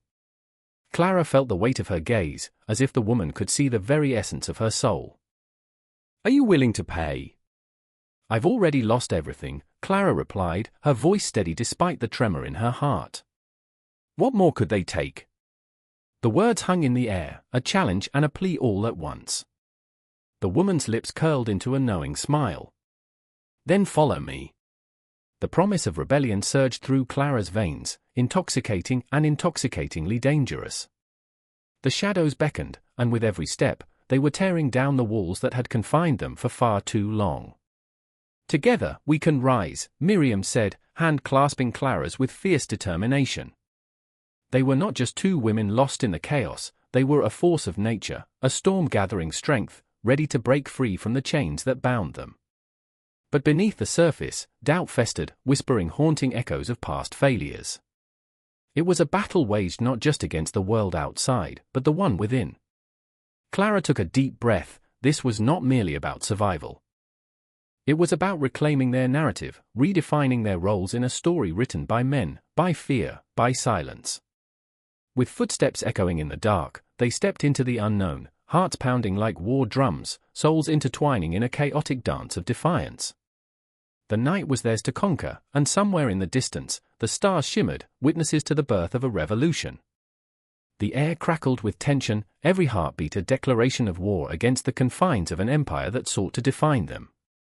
And in that moment, Clara understood, they were not merely surviving. They were living, breathing, incandescent flames in a world determined to snuff them out.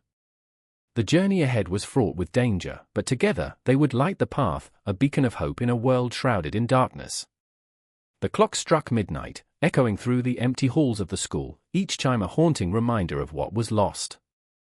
In the dim light, shadows danced on the walls, whispering secrets that could never be told. I remember the way the air felt thick with despair, a weight pressing down on my chest. Outside, the city pulsed with life, but here, knowledge had become a ghost, flitting between the cracks of broken desks and shattered dreams. Are we too late? Mara's voice trembled, slicing through the silence. Her fingers gripped the edge of the desk, knuckles white, as if anchoring herself to something solid in a world turned to chaos. I could see the fear swimming in her brown eyes, the flicker of hope dimming like a candle in the wind. We can't be, I said, though my own heart raced like a trapped bird. The weight of our mission pressed heavily against my ribs, a constant reminder that knowledge was the key, but the door was locked tight.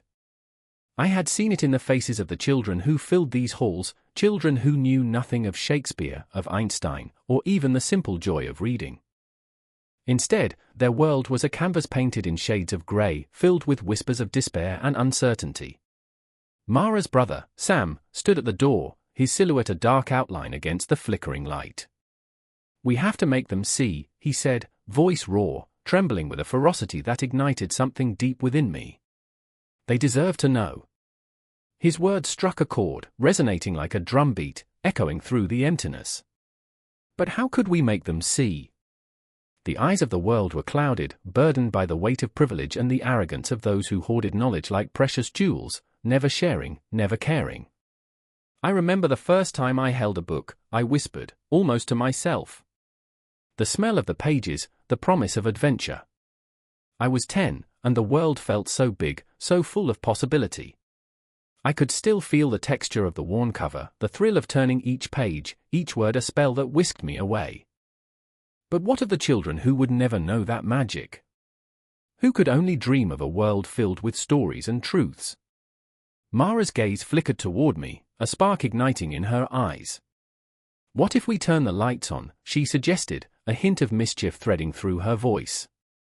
Let them see the ghosts of their own potential. Suddenly, the tension shifted, igniting into a flame of determination.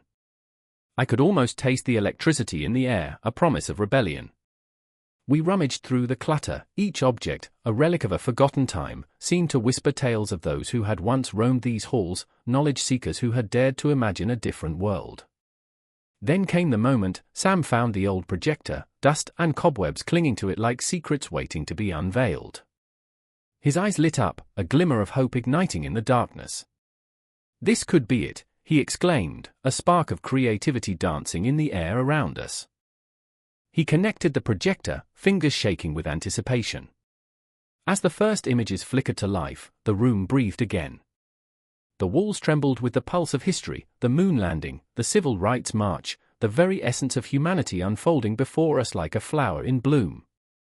Faces filled with passion, determination, and dreams flashed across the wall, each image a beacon of possibility. The children of the city would see this, feel the weight of the knowledge that had been stolen from them, and ignite a fire in their souls. But as the light danced on the walls, I felt an undercurrent of anxiety. A whisper of doubt threaded through the excitement. What if the world outside was not ready? What if they were too lost, too blinded by the shadows of their reality to grasp the light we were offering? Look, I said, voice shaking, as the projection showed a group of young activists, voices raised in defiance against the oppressive silence of ignorance. Look what they can do!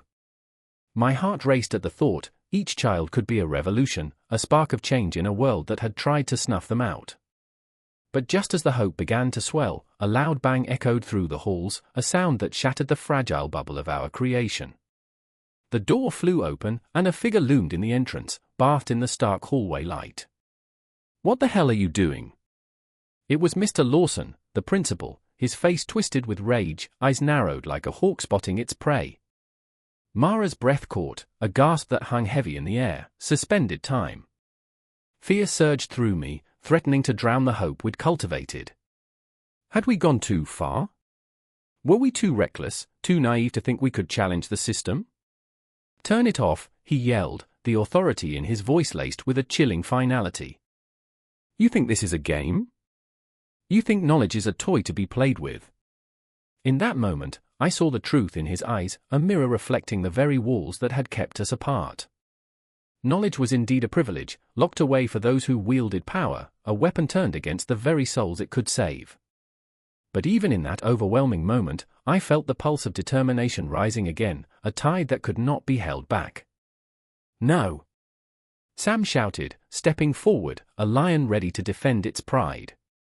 "This isn't a game. This is life." The air crackled with tension, the stakes spiraling higher and higher, each heartbeat a drumroll, echoing through the suffocating silence. Would we stand our ground, or would we be swept back into the shadows, silenced once again by the weight of privilege? And as the flickering images of possibility illuminated the darkness, I realized this wasn't just about us anymore. This was for every child who had been denied a chance to dream, every mind trapped in a cage of ignorance. This was a battle for knowledge, for freedom, and we were not done fighting. The clock continued ticking, but time felt suspended, a moment stretched into eternity as we prepared for the confrontation ahead. The struggle was not over, it had only just begun. And with every breath, I felt the weight of history on my shoulders, an unyielding force urging us forward. Each heartbeat was a reminder that knowledge, while a privilege, could also be the loudest revolution, if only we chose to light the way. The clock strikes midnight, and Ruth stands alone at the crumbling edge of her city, an inhospitable behemoth of concrete and glass. She can feel the weight of 1,000 hearts turning to shadows, the echoes of laughter long gone, swallowed by the relentless cacophony of the metropolis. The lights flicker in a staccato rhythm, each flicker a heartbeat, a reminder of the life pulsing beneath the surface, a life that feels achingly distant to her. It's a city that boasts achievements, yet it suffocates. It's a cage adorned with shimmering jewels, but the bars are woven of despair. "I remember when I thought the city was a canvas," she whispers, her breath fogging in the chill of the night, words lost to the swirling shadows. "It was supposed to be beautiful. It was supposed to inspire." She shudders, the chill crawling under her skin like the whispers of ghosts that linger in the alleyways, echoing stories of dreams turned sour. Across town, Leonard stands at the window of a high-rise, staring out at the sea of lights.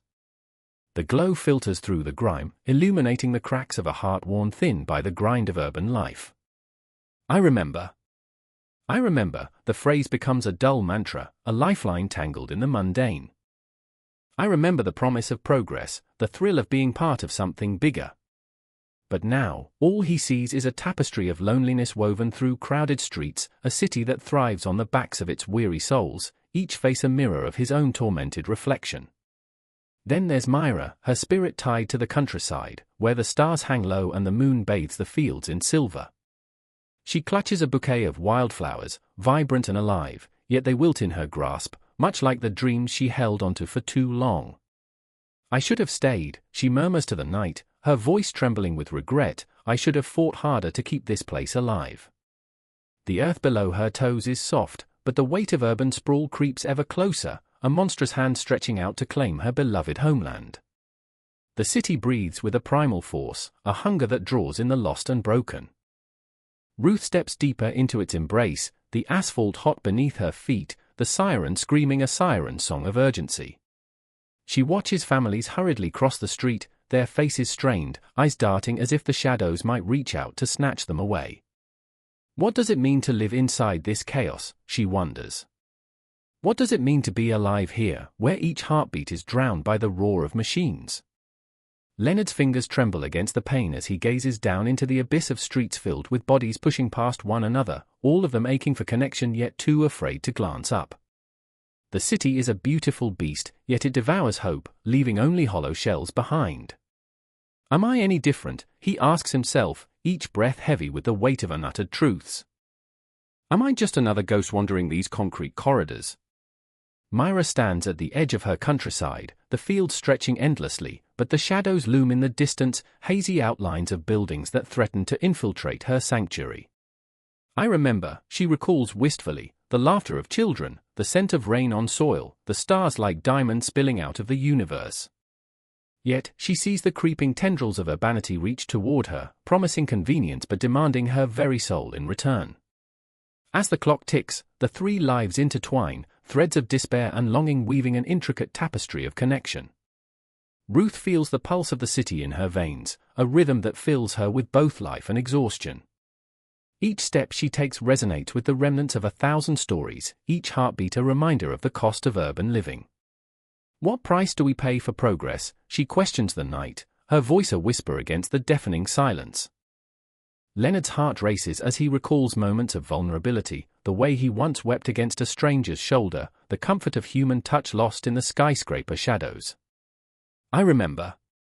I remember the sound of laughter, he thinks, his chest tightening as he recalls how laughter used to be a common language spoken without barriers. Now, silence suffocates us. Myra kneels in her wildflower meadow, the petals soft against her fingers, each one a reminder of what once was. Why do we let them take our land? She cries into the night, her voice a haunting echo that dances with the wind. Why do we let ourselves forget? The confrontation looms like a storm cloud, heavy with unshed rain. Ruth, Leonard, and Myra are each tethered to their own memories, but their fates are intertwined, a delicate dance of hope and despair. The city's heartbeat echoes in Ruth's ears, a drum beating a warning. We are not alone, she thinks, desperate to break the isolation that wraps around her like a shroud. In the countryside, Myra senses the world shifting, the ground trembling beneath the weight of encroaching development. I won't let them take this, she vows, anger rising like a fire in her chest, fierce and untamed. I will fight. Leonard grips the windowsill, determination flooding through him. I refuse to be a ghost in my own life, he thinks, eyes blazing with newfound resolve. This city cannot swallow me whole. Time stretches, the air thick with tension, as the three souls draw closer, each standing on the precipice of their own transformation. The clock ticks on, a reminder of the urgency that binds them together. With every heartbeat, they inch closer to connection, to confrontation, to clarity. As I watch them from the shadows, I feel the weight of their burdens, the thread of their stories woven into the fabric of this moment. The city and countryside collide, an inevitable clash of dreams and reality, each pulse of life echoing through the spaces between. I hold my breath, knowing that the next heartbeat could change everything, yet trusting that the struggle itself is the essence of their existence, a dance between despair and hope that will never truly end. The kitchen was dark as the storm outside raged, thunder crashing like the world was breaking apart. The smell of smoke mingled with the acrid tang of fear that hung thick in the air. I could hear her breathing, shallow and quick, like a fragile bird caught in a storm. Ellen's hands trembled as she stirred the pot, the wooden spoon scraping clumsily against the bottom, a dissonant rhythm in the chaos.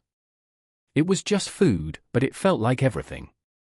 I blinked, the flickering candlelight casting shadows that danced unnaturally on the walls, whispering secrets of what lay ahead. She raised her head, dark hair falling over her eyes. Do you think we'll have enough? The question floated between us, heavy with unspoken truths. My stomach churned, a pit that seemed to widen with every passing second.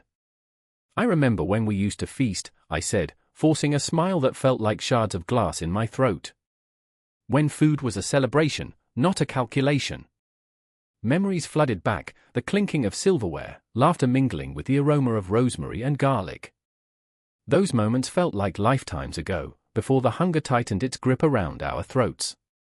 Ellen's gaze fell back to the pot, and I could see the flicker of despair that lay beneath her resolve. She poured a handful of rice into the boiling water.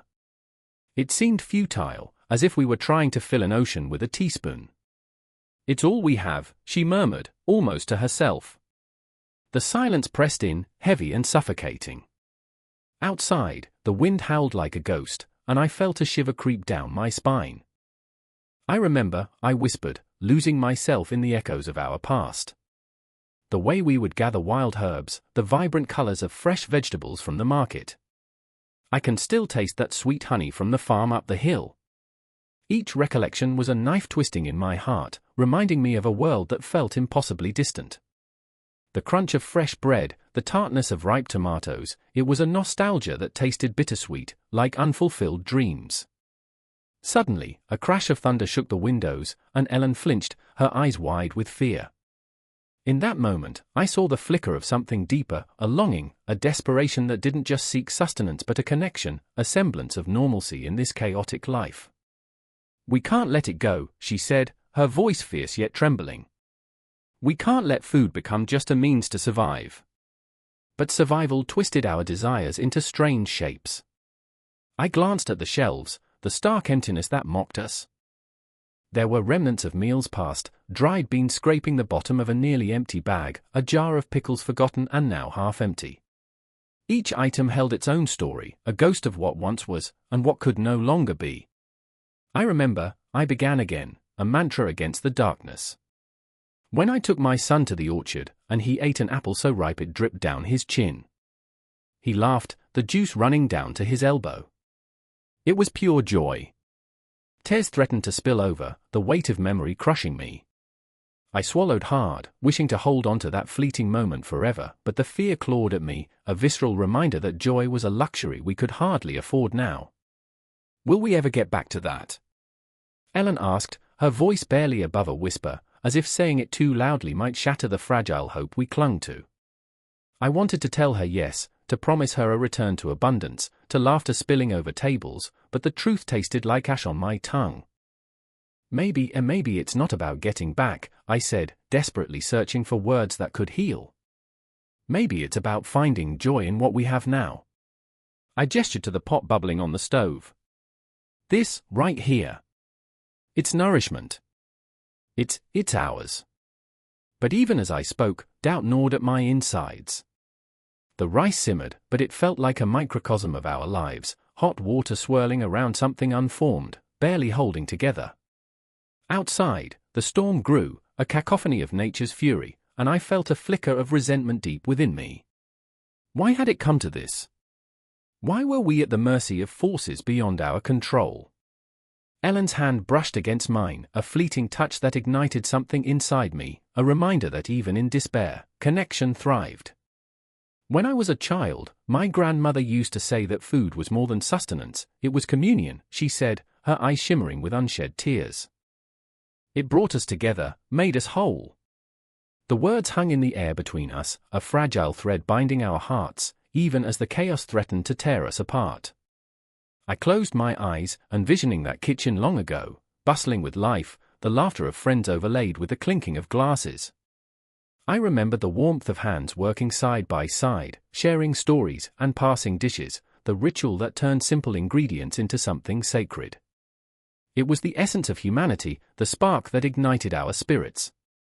But here, now, in this darkened kitchen, I felt the shadows closing in. I could practically taste the bitterness of desperation that lingered, a reminder that joy was fleeting and scarce. "What if we run out?" I asked, my voice a trembling echo of fear.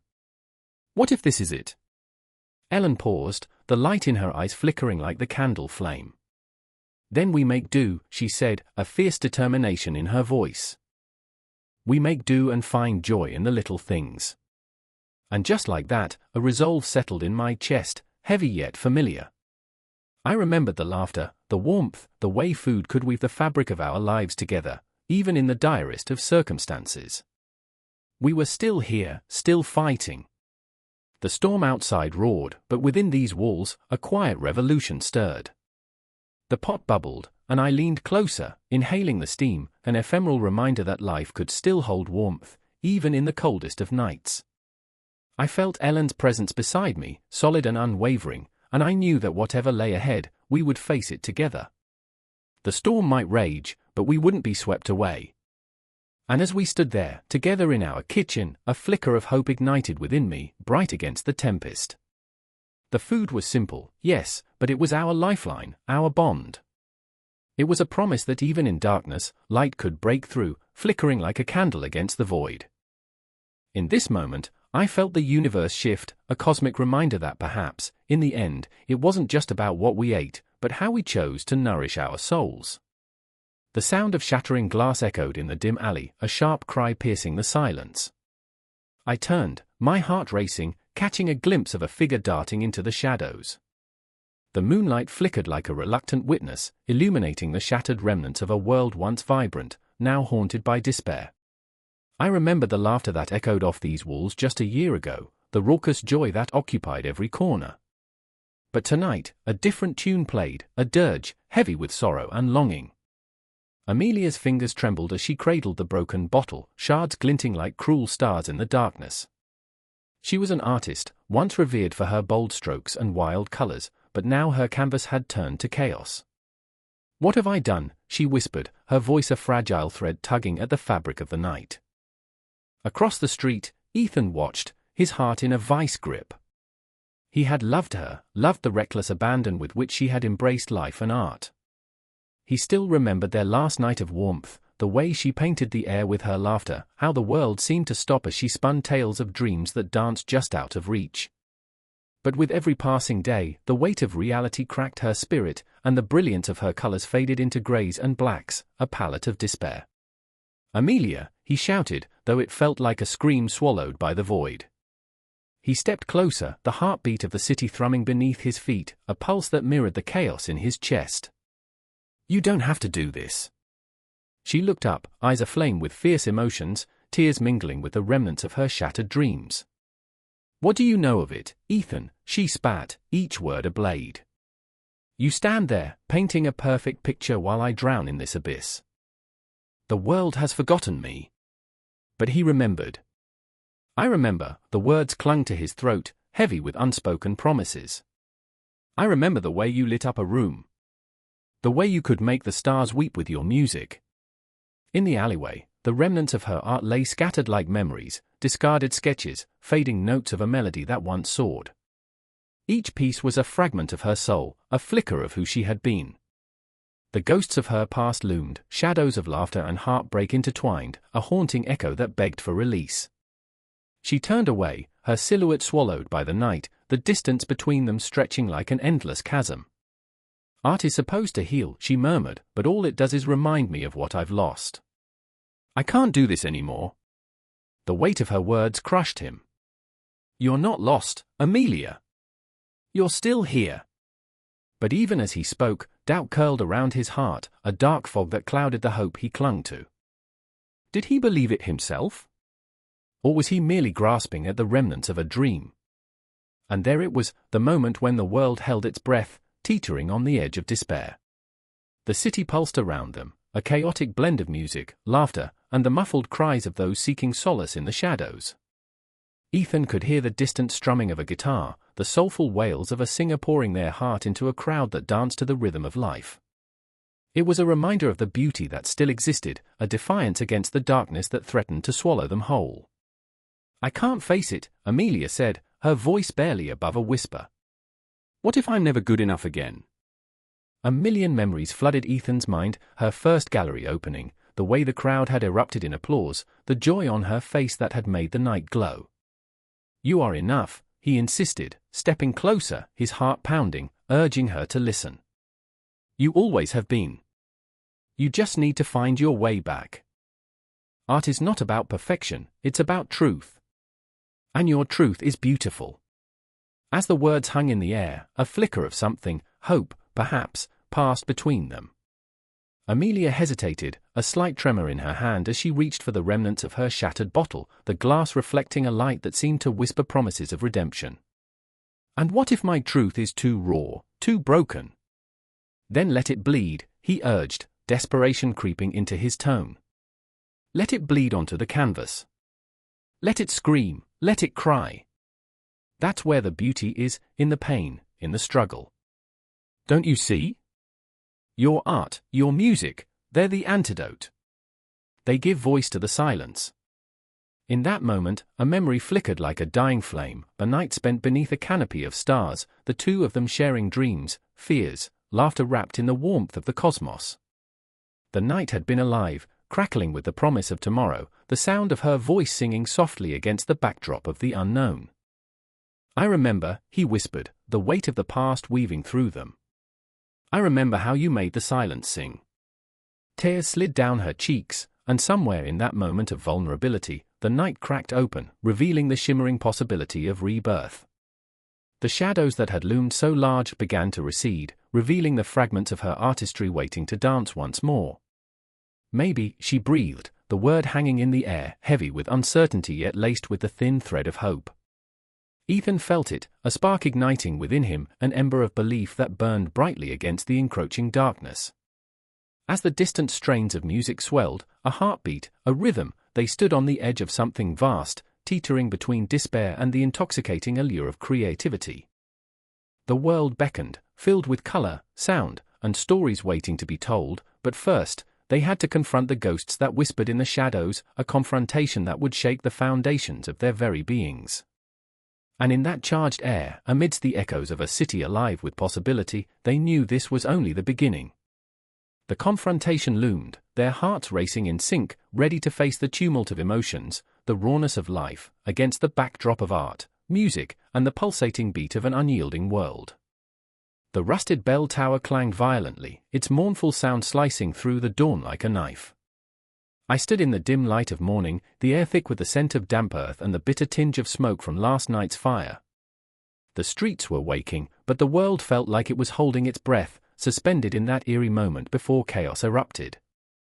Anna's hands trembled as she clutched a small cloth wrapped around her daughter's precious doll, a ragged remnant of childhood innocence. "Please, Mama," the tiny voice broke through the silence, a haunting whisper that echoed in my mind. "We can't go yet." But there was no time for sweetness, no time for the lingering embrace of a daydream. The shadows of the past loomed large, and memories of laughter faded into the chilly air. I remember my father's face, etched with worry, the lines deepening like the creases of an old map charting a land we could never escape. Each morning was a repeat of the last, a relentless cycle of survival, yet today felt different. It felt like the calm before a storm, the tension thickening with every heartbeat. The market square would soon be filled with the sounds of grinding wheels, squawking hens, and the bartering voices of desperate souls. But all I could hear was the muffled cry of my conscience reminding me I was stuck. "We're not really here," it whispered. "You're just a ghost in a crowded room." The sun crested the horizon, casting an orange hue over the thatched roofs. I watched as Tom, my neighbor, ducked into the alleyway, his face pale, the weight of the world resting on his shoulders. The look in his eyes reminded me of a hound left out in the rain, lost, longing for a warmth that had long vanished. I felt a pull toward him, a connection that ignited a spark of empathy. What had he seen last night? What horrors had chiseled their way into his bones? "Tom!" I yelled, but my voice was swallowed by the rush of the waking town. He faltered, glancing back at me, his brows furrowing in anguish. I could see the flickering fear behind his eyes, like a candle fighting against the wind. "Not now, Anna," he barked, and the harshness stung like a slap.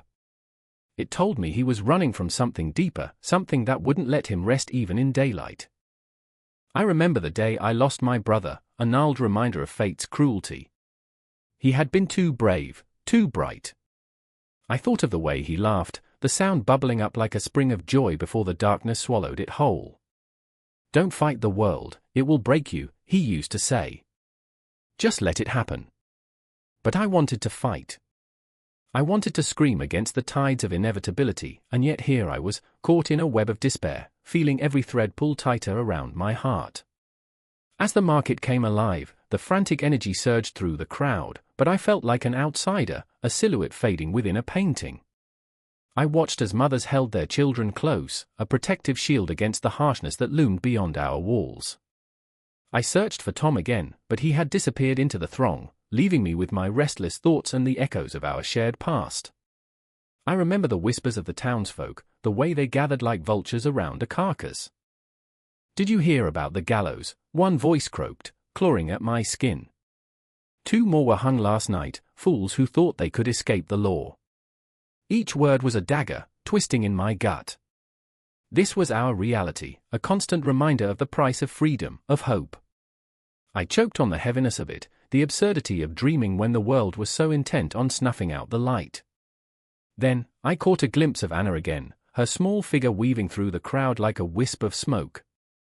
I rushed to her side, my heart pounding in tandem with the rhythm of the chaos. "We need to go," I said, urgency spilling from my lips. She looked up at me, her wide eyes filled with innocence yet haunted by a wisdom born too soon. "Where, Mama?" she asked, and it broke me. A simple question, layered with the implications of our shattered existence, the promise of safety that felt as fragile as the dawn. A sudden shout erupted from the far end of the square, a voice cutting through laughter and chatter. "Stop! Thief!" The air grew thick with tension, hearts racing, bodies shifting like leaves in a storm. I turned my head, and my breath caught in my throat as I saw Tom again. He was being dragged through the crowd, his hands clasped tightly behind his back, panic etched across his face. Time slowed, and I felt a rush of urgency, a fire igniting in my chest. "Tom!" I screamed, but the crowd swallowed my voice. I pushed through, heart hammering against my ribs, each step a battle against the tide of humanity that surged around me. I could feel the weight of judgment and fear pressing down, a living thing clawing for survival. "Help!" he cried, desperation curling in his voice like smoke that would vanish all too quickly. And then it happened, a moment suspended in time. I reached him, grasping his arm, but the world spun. Bodies collided, pushing us apart, and in that split second of chaos, I felt the fear rising, the dread clawing at me. I was powerless, a spectator to a moment I could not control. I remember the look in Tom's eyes, a reflection of my own despair, and I knew then that we were all bound by the weight of our choices, our desperate need to survive. The market swirled around us, the cacophony of life and death merging into a singular heartbeat, echoing in my ears. The laughter of children, the cries of merchants, the whispers of ghosts, all tangled together like a tapestry woven from the threads of our existence. And there we were, lost in the fabric of it all, just common folk, battling against the tides of fate, longing for a moment of peace in a world that refused to be still. There was no resolution, no end. Only the haunting echo of that bell, reminding us that time marched on, relentless and unforgiving, and we were merely players in a game we could never hope to win. The day stretched ahead, filled with uncertainty, a stark canvas painted in shades of fear and longing. And as I stood there, heart racing, I realized that the true crisis was not the chaos around us, but the chaos within. I clutched Tom's hand tighter, a thread connecting us against the vast unknown, and together we faced whatever was to come. The engine sputtered, a cacophony of metal and despair, drowning out the sound of a child's wailing. I remember the moment panic gripped my throat, each breath a battle against suffocation. The bus, a rusted relic of hope, was stranded between two worlds, the one we yearned to reach and the unforgiving present that held us captive. The driver's face was a mask of confusion, and I could see his knuckles turning white around the steering wheel, his mouth a tight line of silent prayers. The shadows stretched long behind us, as if they were reaching, clawing at our backs, desperate to pull us into the depths from which we had fought so hard to escape. Beside me sat Miriam, her fingers nervously picking at the fraying hem of her sweater, an old, faded blue that seemed to whisper stories of better days. I could feel her heartbeat thrumming in the silence, a drum echoing the chaos outside. "Please," she murmured, "we have to get to the city before night falls." Her voice trembled on the edge of hysteria, and I could taste the fear radiating from her. A mother, her child still lost in the labyrinth of their past, each second stretching like the shadows lengthening with the setting sun. I wanted to reassure her, to tell her we would find a way, but my own heart was a prisoner of doubt. "Can't you fix it?" I shot a glare towards the driver, who was now bent over the steering column, muttering incoherent curses. It was a futile question, a momentary spark of anger ignited by the realization that we were mere puppets of circumstance. My eyes flicked to the window, where the landscape blurred into a watercolor of greens and browns, a specter of all the places we'd never see. "Maybe we should walk," I offered weakly, as if the suggestion could break the spell of despair. The thought of trudging through the dense woods, haunted by uncertainty, sent a shiver coursing through me. But the weight of our inaction bore down like a lead blanket. Miriam's gaze snapped to me like a hawk spotting its prey, and I saw the flicker of hope ignite within her stormy grey eyes. "Walk," she echoed as if the word were a lifeline tossed into choppy waters. "But what if we get lost?" The vulnerability in her voice was a dagger to my heart. She had already lost so much, and I could see the remnants of her spirit teetering on the edge.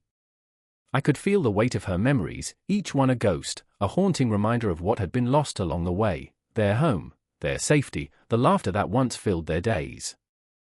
"I remember," I began, my voice low as if speaking louder might shatter the fragile silence wrapped around us. "I remember when I used to roam the streets of my childhood, mapless and fearless. The world was a canvas, painted with the colors of adventure. It was a lie, a fabrication to stave off the panic that threatened to swallow us whole. My own memories had become diluted photographs smudged with time. I had lost my compass long before I lost my way. But the bus's engine coughed one last time, drowning out my thoughts, leaving us in a deafening silence. "All right," I said, swallowing the lump of fear lodged in my throat. "We walk." The words felt heavy, like a promise carved in stone, both exhilarating and terrifying. As we stepped into the embrace of the woods, the air thickened with the weight of the unknown. The cacophony of the city was replaced by the haunting symphony of rustling leaves and distant calls of birds. Each step crunched against the earth, sharp and loud, and I could feel our fear coiling around us, an unseen serpent ready to strike. Miriam's small hand slipped into mine, an anchor in this tumultuous sea of emotions, and I held on tightly, feeling the electric pulse of her anxiety coursing between us. Night crept in like an intruder, draping the world in shadows. The trees, once familiar, transformed into towering silhouettes, their branches twisting like skeletal fingers overhead. "What if we don't find our way?" Miriam's voice was barely a whisper now, almost lost to the darkness enveloping us. "We will," I assured, though my own voice wavered. I remembered stories of people who had wandered these woods, lost souls who never returned, each path a riddle, each choice a precipice. "We just need to keep moving." The words came out steadier than I felt, as if some fragment of hope might cling to the edge of despair. The darkness thickened around us, pregnant with uncertainty, and the silence screamed in our ears. "Tell me a story," Miriam pleaded, her grip tightening as she sought solace in my words. "Something to keep the shadows away." I hesitated, my mind racing. "Once, there was a town," I began, my voice trembling against the weight of the night. "A town where everyone knew each other. Laughter spilled from windows, and the streets were alive with chatter." I could feel her lean closer, her breath warm against my arm, and I pressed on, weaving the fabric of my imagination as the shadows danced at the edges of our minds. But as I spoke, I could feel the chill of the night sinking deeper into my bones, the weight of our situation pressing down like a vice. A distant howl pierced the serenity, raw and primal, and the blood in my veins turned to ice. "What was that?" Miriam's voice cracked, and I could feel her pulse racing, our fears intertwining in a dance of dread. "I don't know," I whispered, each word a fragile thread hanging by a thread. "But we need to keep moving." The trees began to close in, and I could sense the shadows shifting, merging into something larger, something watching. We pressed onward, each step a prayer whispered into the void, clinging to the fragile hope of escape. And as the darkness wrapped itself around us, I understood the truth that lay beneath the surface. No matter the miles traveled or the paths chosen, communication was a fragile lifeline tethered to the human heart. In moments of crisis, it was our connection that would guide us through, even if the road ahead was veiled in uncertainty. The world felt both vast and insurmountable, a cosmic joke laughing at our smallness. Yet in that moment, as Miriam and I stumbled through the night, two flawed souls searching for something, anything, to cling to, I realized that sometimes, the journey itself was the only destination we needed. The air crackles with electricity as the storm brews, a dark, swirling mass in the sky that threatens to consume everything in its path. I can feel the weight of it pressing down on my chest, a vice tightening, as the first drops of rain splatter like tiny bullets against the pavement. A shudder runs through me, not just from the cold but from the realization that we have become the spectators of our own demise. I remember the sound of my daughter's laughter just days ago, the way it danced through the air like sunlight breaking through the clouds. That laughter feels like a ghost now, haunting this moment. Her name is Ilara, bright and defiant, a flicker of joy in a world darkened by despair. She stands beside me, clutching a tattered stuffed rabbit, its fur worn and graying. Her eyes are wide, reflecting the chaos around us, searching for comfort, for reassurance. "Mom, is it going to be okay?" The question lingers, heavy and poignant, hanging between us like the storm clouds above. I want to shield her from this moment, from the raging winds that howl like lost souls, but the truth claws at my throat. "I don't know, baby," I whisper, and with those words, I can feel hope slipping through my fingers like sand. It was a promise I failed to keep. A figure stumbles into view, his silhouette stark against the violent horizon. It's Marco, my husband, my partner in heartbreak and hope, a man forged from resilience, yet now he looks like a statue cracking under pressure. I can see the lines etched into his forehead, the worry pulling at the corners of his mouth. He raises his arm, pointing toward the rising waters, a torrent fueled by the relentless downpour. "We need to move, now." I remember the news reports, the ominous predictions of rising tides and crumbling land, the distant warnings that once felt abstract. They echo in my mind now, a cacophony of voices crying out as the world shifts beneath our feet. Clinging to each other, we rush through the chaos, the earth trembling beneath us, each step heavy with dread. It feels as if we're running from the very essence of life itself, water that should nourish us now a monstrous wave set to erase our existence. "Higher ground!" Marco shouts as we break into a sprint, our hearts pounding in time with the thunder rumbling above. The streets, once familiar avenues of laughter and life, are transforming into a churning sea of despair. I glance back, seeing the faces of our neighbors, their expressions a mirror of our terror. We are all trapped in this nightmare together, a community united by fear. I wish I could hold on to their hope, but it slips like water through my grasp. Ilara tugs at my sleeve, her little fingers trembling. "What's happening, Mommy?" "Just a storm, honey," I lie, though I know it's more than that. A storm, yes, but also a reckoning. A reckoning for the world we took for granted, for the forests cut down, the rivers poisoned, the air choked with smoke. I see the ghosts of our choices swirling around us, shadows of a future we built on complacency, and my heart sinks like a stone. We reach the park, the only piece of land left untouched, a small oasis amid the chaos. The trees stand tall, guardians of a forgotten promise, but even they tremble as the wind howls.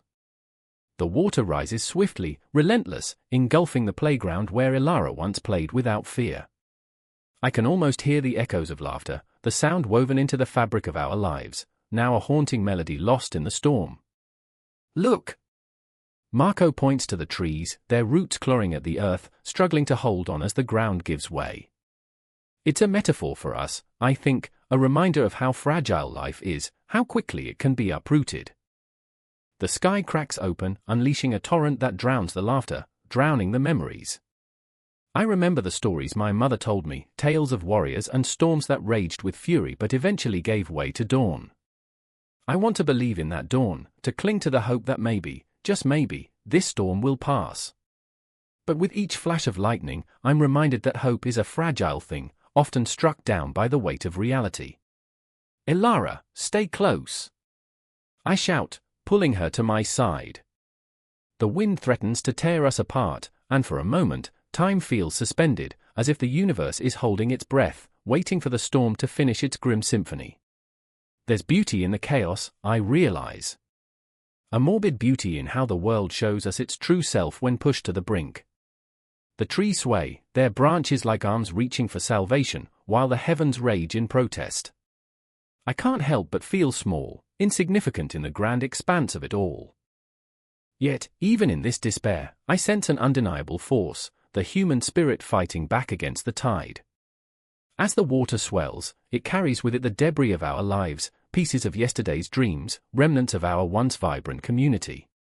I see a child's bike, a broken swing set, and a photograph floating by, a snapshot of a family, smiles frozen in time, now rendered meaningless.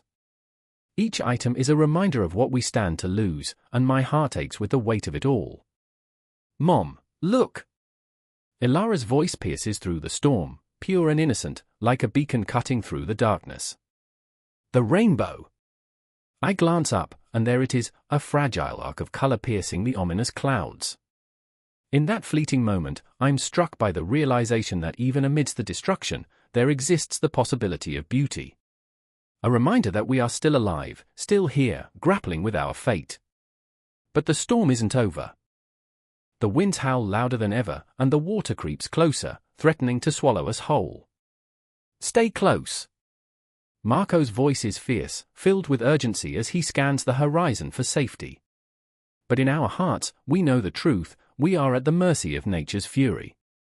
The storm rages on, a testament to our hubris, a reminder that the earth is alive, breathing. And though I can feel the fear gnawing at my insides, I know we must fight. We must hold on to each other, to our love, and to the fleeting moments of joy amidst the chaos. This storm is a reckoning, a fierce reminder that we are part of something much larger than ourselves, a brutal yet beautiful dance between life and destruction. As the rain falls harder and the winds scream, I hold Ilara tighter, feeling her heartbeat against my chest. I can't promise her a better tomorrow, but I can promise her this: as long as we breathe, we will fight. We will rise from the ashes of this storm, together, blazing like the rainbow that dares to shine even in the darkest of moments. The water rises, the air vibrates with tension, and I realize this is only the beginning. The storm rages on, relentless and beautiful, a reminder that we are alive, even in the midst of chaos. We are here, and we will endure. The clock struck midnight, its echo a distant heartbeat in the darkness, a grim reminder that time waits for no one, especially not for the damned. In the flickering candlelight of a cramped tavern, sweat mingled with ale on the table, pooling like the fears that swirled in the air. It was one of those nights when faith and doubt wrestled openly, where the shadows whispered secrets of betrayal and hope. I could feel it in my bones, a crackling tension, as if the very wood of the tavern groaned under the weight of unspoken truths. A figure loomed at the edge of the room, Isabel. Her hair was a storm, wild and unruly, mirroring the tempest inside her heart. Each pulse of her breath felt like a plea, a desperate longing to break free. She was a woman sculpted by fire, forged in the furnace of her mother's devout beliefs and her father's quiet rebellion. The Reformation was not just history to her, it carved deep lines in her soul, like the bloody marks left by a knife. "Do you believe in God, Isabel?" I dared to ask, my voice trembling like a newborn babe. The question hung thick in the air, suffocating us both. Or is he just an excuse we use to shackle ourselves? Her eyes, green and fierce, caught the dim light, flickering like the flame of the candle between us. "I remember," she whispered, "when I believed wholeheartedly. But now it's like a distant memory, like stars long extinguished in the vastness." Her words cut through me, sharp and unyielding, like a blade drawing blood. Meanwhile, across the cramped space, sat Thomas, hunched and shadowed, a reflection of every man who'd ever stood on the precipice of change. His loyalty lay tangled in a web of contradictions, devotion to the church that had raised him, and a gnawing suspicion that perhaps its teachings were merely gilded chains. "You think you're the only one who feels lost?" He sneered, bitterness bubbling on the surface. "Faith is just a comforting lie, isn't it? Like a child hiding under blankets from the monsters in the dark." The tavern swayed with laughter from the other patrons, oblivious to the storm brewing within our trio. Outside, the wind howled, a wailing ghost that echoed the turmoil in our hearts. Each gust felt like a taunt, a reminder of everything we stood to lose. I could sense the tension tightening around us, the invisible thread taut and trembling, ready to snap at any moment. "I remember," I murmured, "the phrase a chant, a lifeline." Sitting in church, the priest's voice droning like an old lullaby. The scent of incense, a sweet poison, filling the air. I remember the certainty, and now, my voice trailed off, lost under the weight of unfulfilled dreams. "I used to think the church was infallible," Isabel said, her voice suddenly fierce. "But what if the truth is the real enemy? What if we're meant to question, to rage against the dying of the light? Thomas slumped forward, his fingers brushing the wooden tabletop, tracing the grain like a path through dark woods. And what if that rage leads us to despair? The vulnerability in his voice stirred something deep within me. We were all wandering ghosts, lost in our own labyrinths, searching for a thread of light to guide us home. The candle flickered violently, casting monstrous shadows that danced on the walls, as if mocking our plight. A barmaid passed, her laughter fading into the ether, leaving only the chill of her passing. Isabel turned to me, her eyes trembling with a fire I had never seen before. "Will you stand with me when the time comes? When the wolves come to feast on the stragglers, will you fight?" Fight. The word tasted foreign, bitter on my tongue. What if I'm just a coward, hiding behind the comfort of the shadows?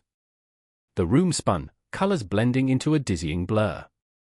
"I remember," Isabel said, her voice a fierce whisper now, "the day I chose to break free. I stood at the edge of the crowd, my heart pounding like war drums, watching the flames consume the heretics. I didn't flinch, but inside, she stopped, the memories clawing at her throat, choking her words.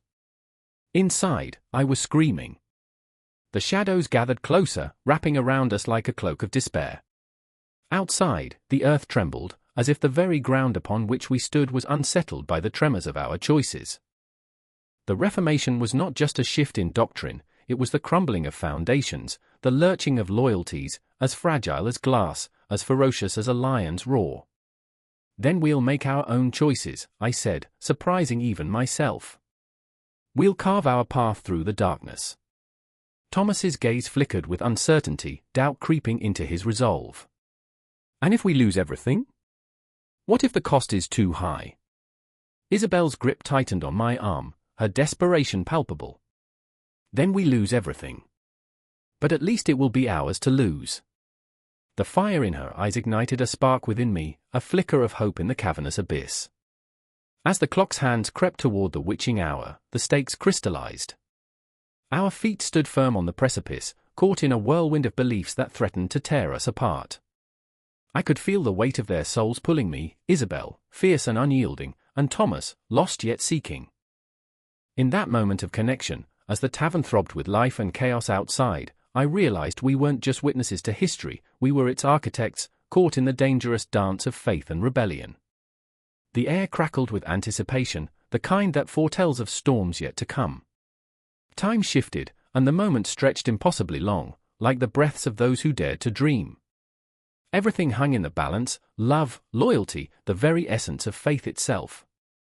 And as the shadows deepened, we braced for the onslaught of uncertainty, determined to face whatever lay beyond the fragile veil of night. The Reformation was a whisper now, but soon it would roar, and we would either rise or fall in its wake. The air hung thick, as if it were made of smoke and secrets, in the dimly lit chamber of the imperial palace. Torches flickered like dying stars, casting long, wavering shadows that danced on the walls, ghosts of a past that clung desperately to life. I remember the moment when the world tilted, when everything I thought I knew slipped through my fingers like sand. The clamor of boots echoed ominously through the corridors, a relentless tide crashing against the shores of history, and I stood frozen, breath caught like a fish on dry land, knowing that something vast and terrible was unfolding right before my eyes. "Katharina, you must be ready." The voice of Anton, my childhood friend, broke through the haze of my thoughts. His eyes were wild, wide with fear, the kind of fear that gnaws at your insides like a hungry wolf. "They're coming for us." I remember the way my heart raced, each beat a drum heralding the end. The Emperor, once a titan whose shadow blanketed our lands, now teetered on the edge of oblivion. The Holy Roman Empire, a collection of fractured dreams held together by the thinnest of threads, was unraveling before our eyes. It wasn't just a kingdom that was falling, it was the very fabric of our lives, our identities, our futures. Anton was flawed, a dreamer in a world that demanded warriors. With hair cascading like a dark waterfall and a laugh that could light up the dullest of days, he had always believed that the impossible was merely a challenge waiting to be conquered. But as he looked at me, that childlike hope was replaced by something darker, determination laced with despair. I pushed back the fear that threatened to drown me, my own heart thumping in my chest like a caged bird yearning for freedom. "What do we do?" I asked, the weight of the question settling like lead in my stomach. "We fight," he said, as if those words could conjure a shield against the approaching storm. But what kind of fight? We had no army, no banners to raise, only our family's names steeped in history and debt, burdens that would crush us before the enemy ever could. The palace trembled as the sound of battle drums rolled closer, a heartbeat of destruction echoing through the stone. The emperor's advisors were scrambling, a symphony of panic, their faces pale like specters in the flickering torchlight. I caught a glimpse of the old chancellor, a man whose wisdom had been praised for decades, now reduced to a quivering shadow, tears streaking his weathered cheeks. His hands trembled as he clutched at the scrolls that had once dictated the empire's fate, now little more than parchment soaked in ink and fear. I remember the scent of sweat and desperation, mingling with the bitter tang of betrayal. The alliances we had forged like bonds of steel were now nothing but rusted chains, snapping under the weight of ambition. I was lost in that maelstrom, a mere pawn on a chessboard where every move was a knife's edge away from disaster. And then, there was Hélène. A fierce young woman with fire in her veins and dreams that soared higher than the spires of the cathedral. She had always been my compass, my anchor in the swirling chaos of life. But now, in the face of destruction, she was a tempest, emotions raging within her, a cocktail of pride, fear, and desperation that threatened to consume her whole. "Katharina," she breathed, her voice a mixture of steel and softness, "we can't let this happen. We can't just stand by while our world crumbles." Her eye sparkled with a defiance that felt almost electric, a stark contrast to the decay surrounding us. But in her heart, I saw doubt flickering, a fragile candle fighting the wind. "What if we fail?" I whispered, the words like ash on my tongue. "What if we become ghosts in this story?" Her gaze bore into mine, fierce and unwavering. "Then we become ghosts who fought, Katharina. We make our mark on history, even if it's just a shadow." I remember the night that followed, the chaos spilling into the streets, where the cries of the wounded mingled with the laughter of the drunken soldiers. The air crackled with tension, anticipation hanging like a noose around our necks. As the moon rose high, casting an eerie glow over the battlefield, I could feel the pulse of history thrumming beneath our feet, a rhythm that called to us, beckoning us to step forth, to either be heroes or be crushed beneath the weight of our own indecision. The clash of steel, the roar of men, a symphony of violence that echoed through the ages. Each slash, each cry, a heartbeat, a story, a legacy. I remember standing at the precipice of that storm, the chaos swirling around me, my heart pounding a frantic tattoo against my ribcage. And then, there was Anton, his silhouette stark against the flames, charging into the fray like a comet streaking across the night sky. He was both brave and reckless, a beautiful disaster, and I couldn't help but feel the heartbreak of inevitability. I wanted to scream, to pull him back, but the world was a whirlwind, and my voice was lost to the winds of fate. Hélène was at my side, eyes filled with a fire that burned to the very core. "We have to move now, Katharina. We can't let him face this alone." I remember hesitating, clinging to a fleeting hope that somehow, the darkness would pass without us having to confront it. But the moment was relentless, crashing over me like waves against a rocky shore, and I was drawn to the chaos, like a moth to a flame, knowing that the shadows would consume everything we loved if we didn't act. As we plunged into the chaos, time twisted and warped, seconds stretched into infinity, memories crashed against each other like waves, and I felt alive and terrified all at once. The clang of swords and cries of the fallen echoed around me, an unsettling symphony of despair. Yet, in the heart of it all, there was an aching beauty, a reminder that even in the face of annihilation, we were still fighting, still breathing, still clinging to the last vestiges of our humanity. And then I saw it, the Emperor's banner falling, the last thread of a once mighty empire unraveling, cascading into dust before our eyes. The darkness was no longer merely a shadow, it was a chasm, and I felt us teetering on the brink. What would we become when the dust settled? Would we be the ghosts of our own narratives, or would we carve our own paths through the wreckage? As the battle raged on, my heart was a drum, pounding in sync with the chaos, each beat a cry that echoed through time, a reminder that the end was not just an ending, it was a beginning cloaked in shadows, and somewhere in that darkness lay the hope of rebirth. Yet, as the world crumbled around us, one thing was certain: we were here. We were alive. And whatever came next, we would face it together.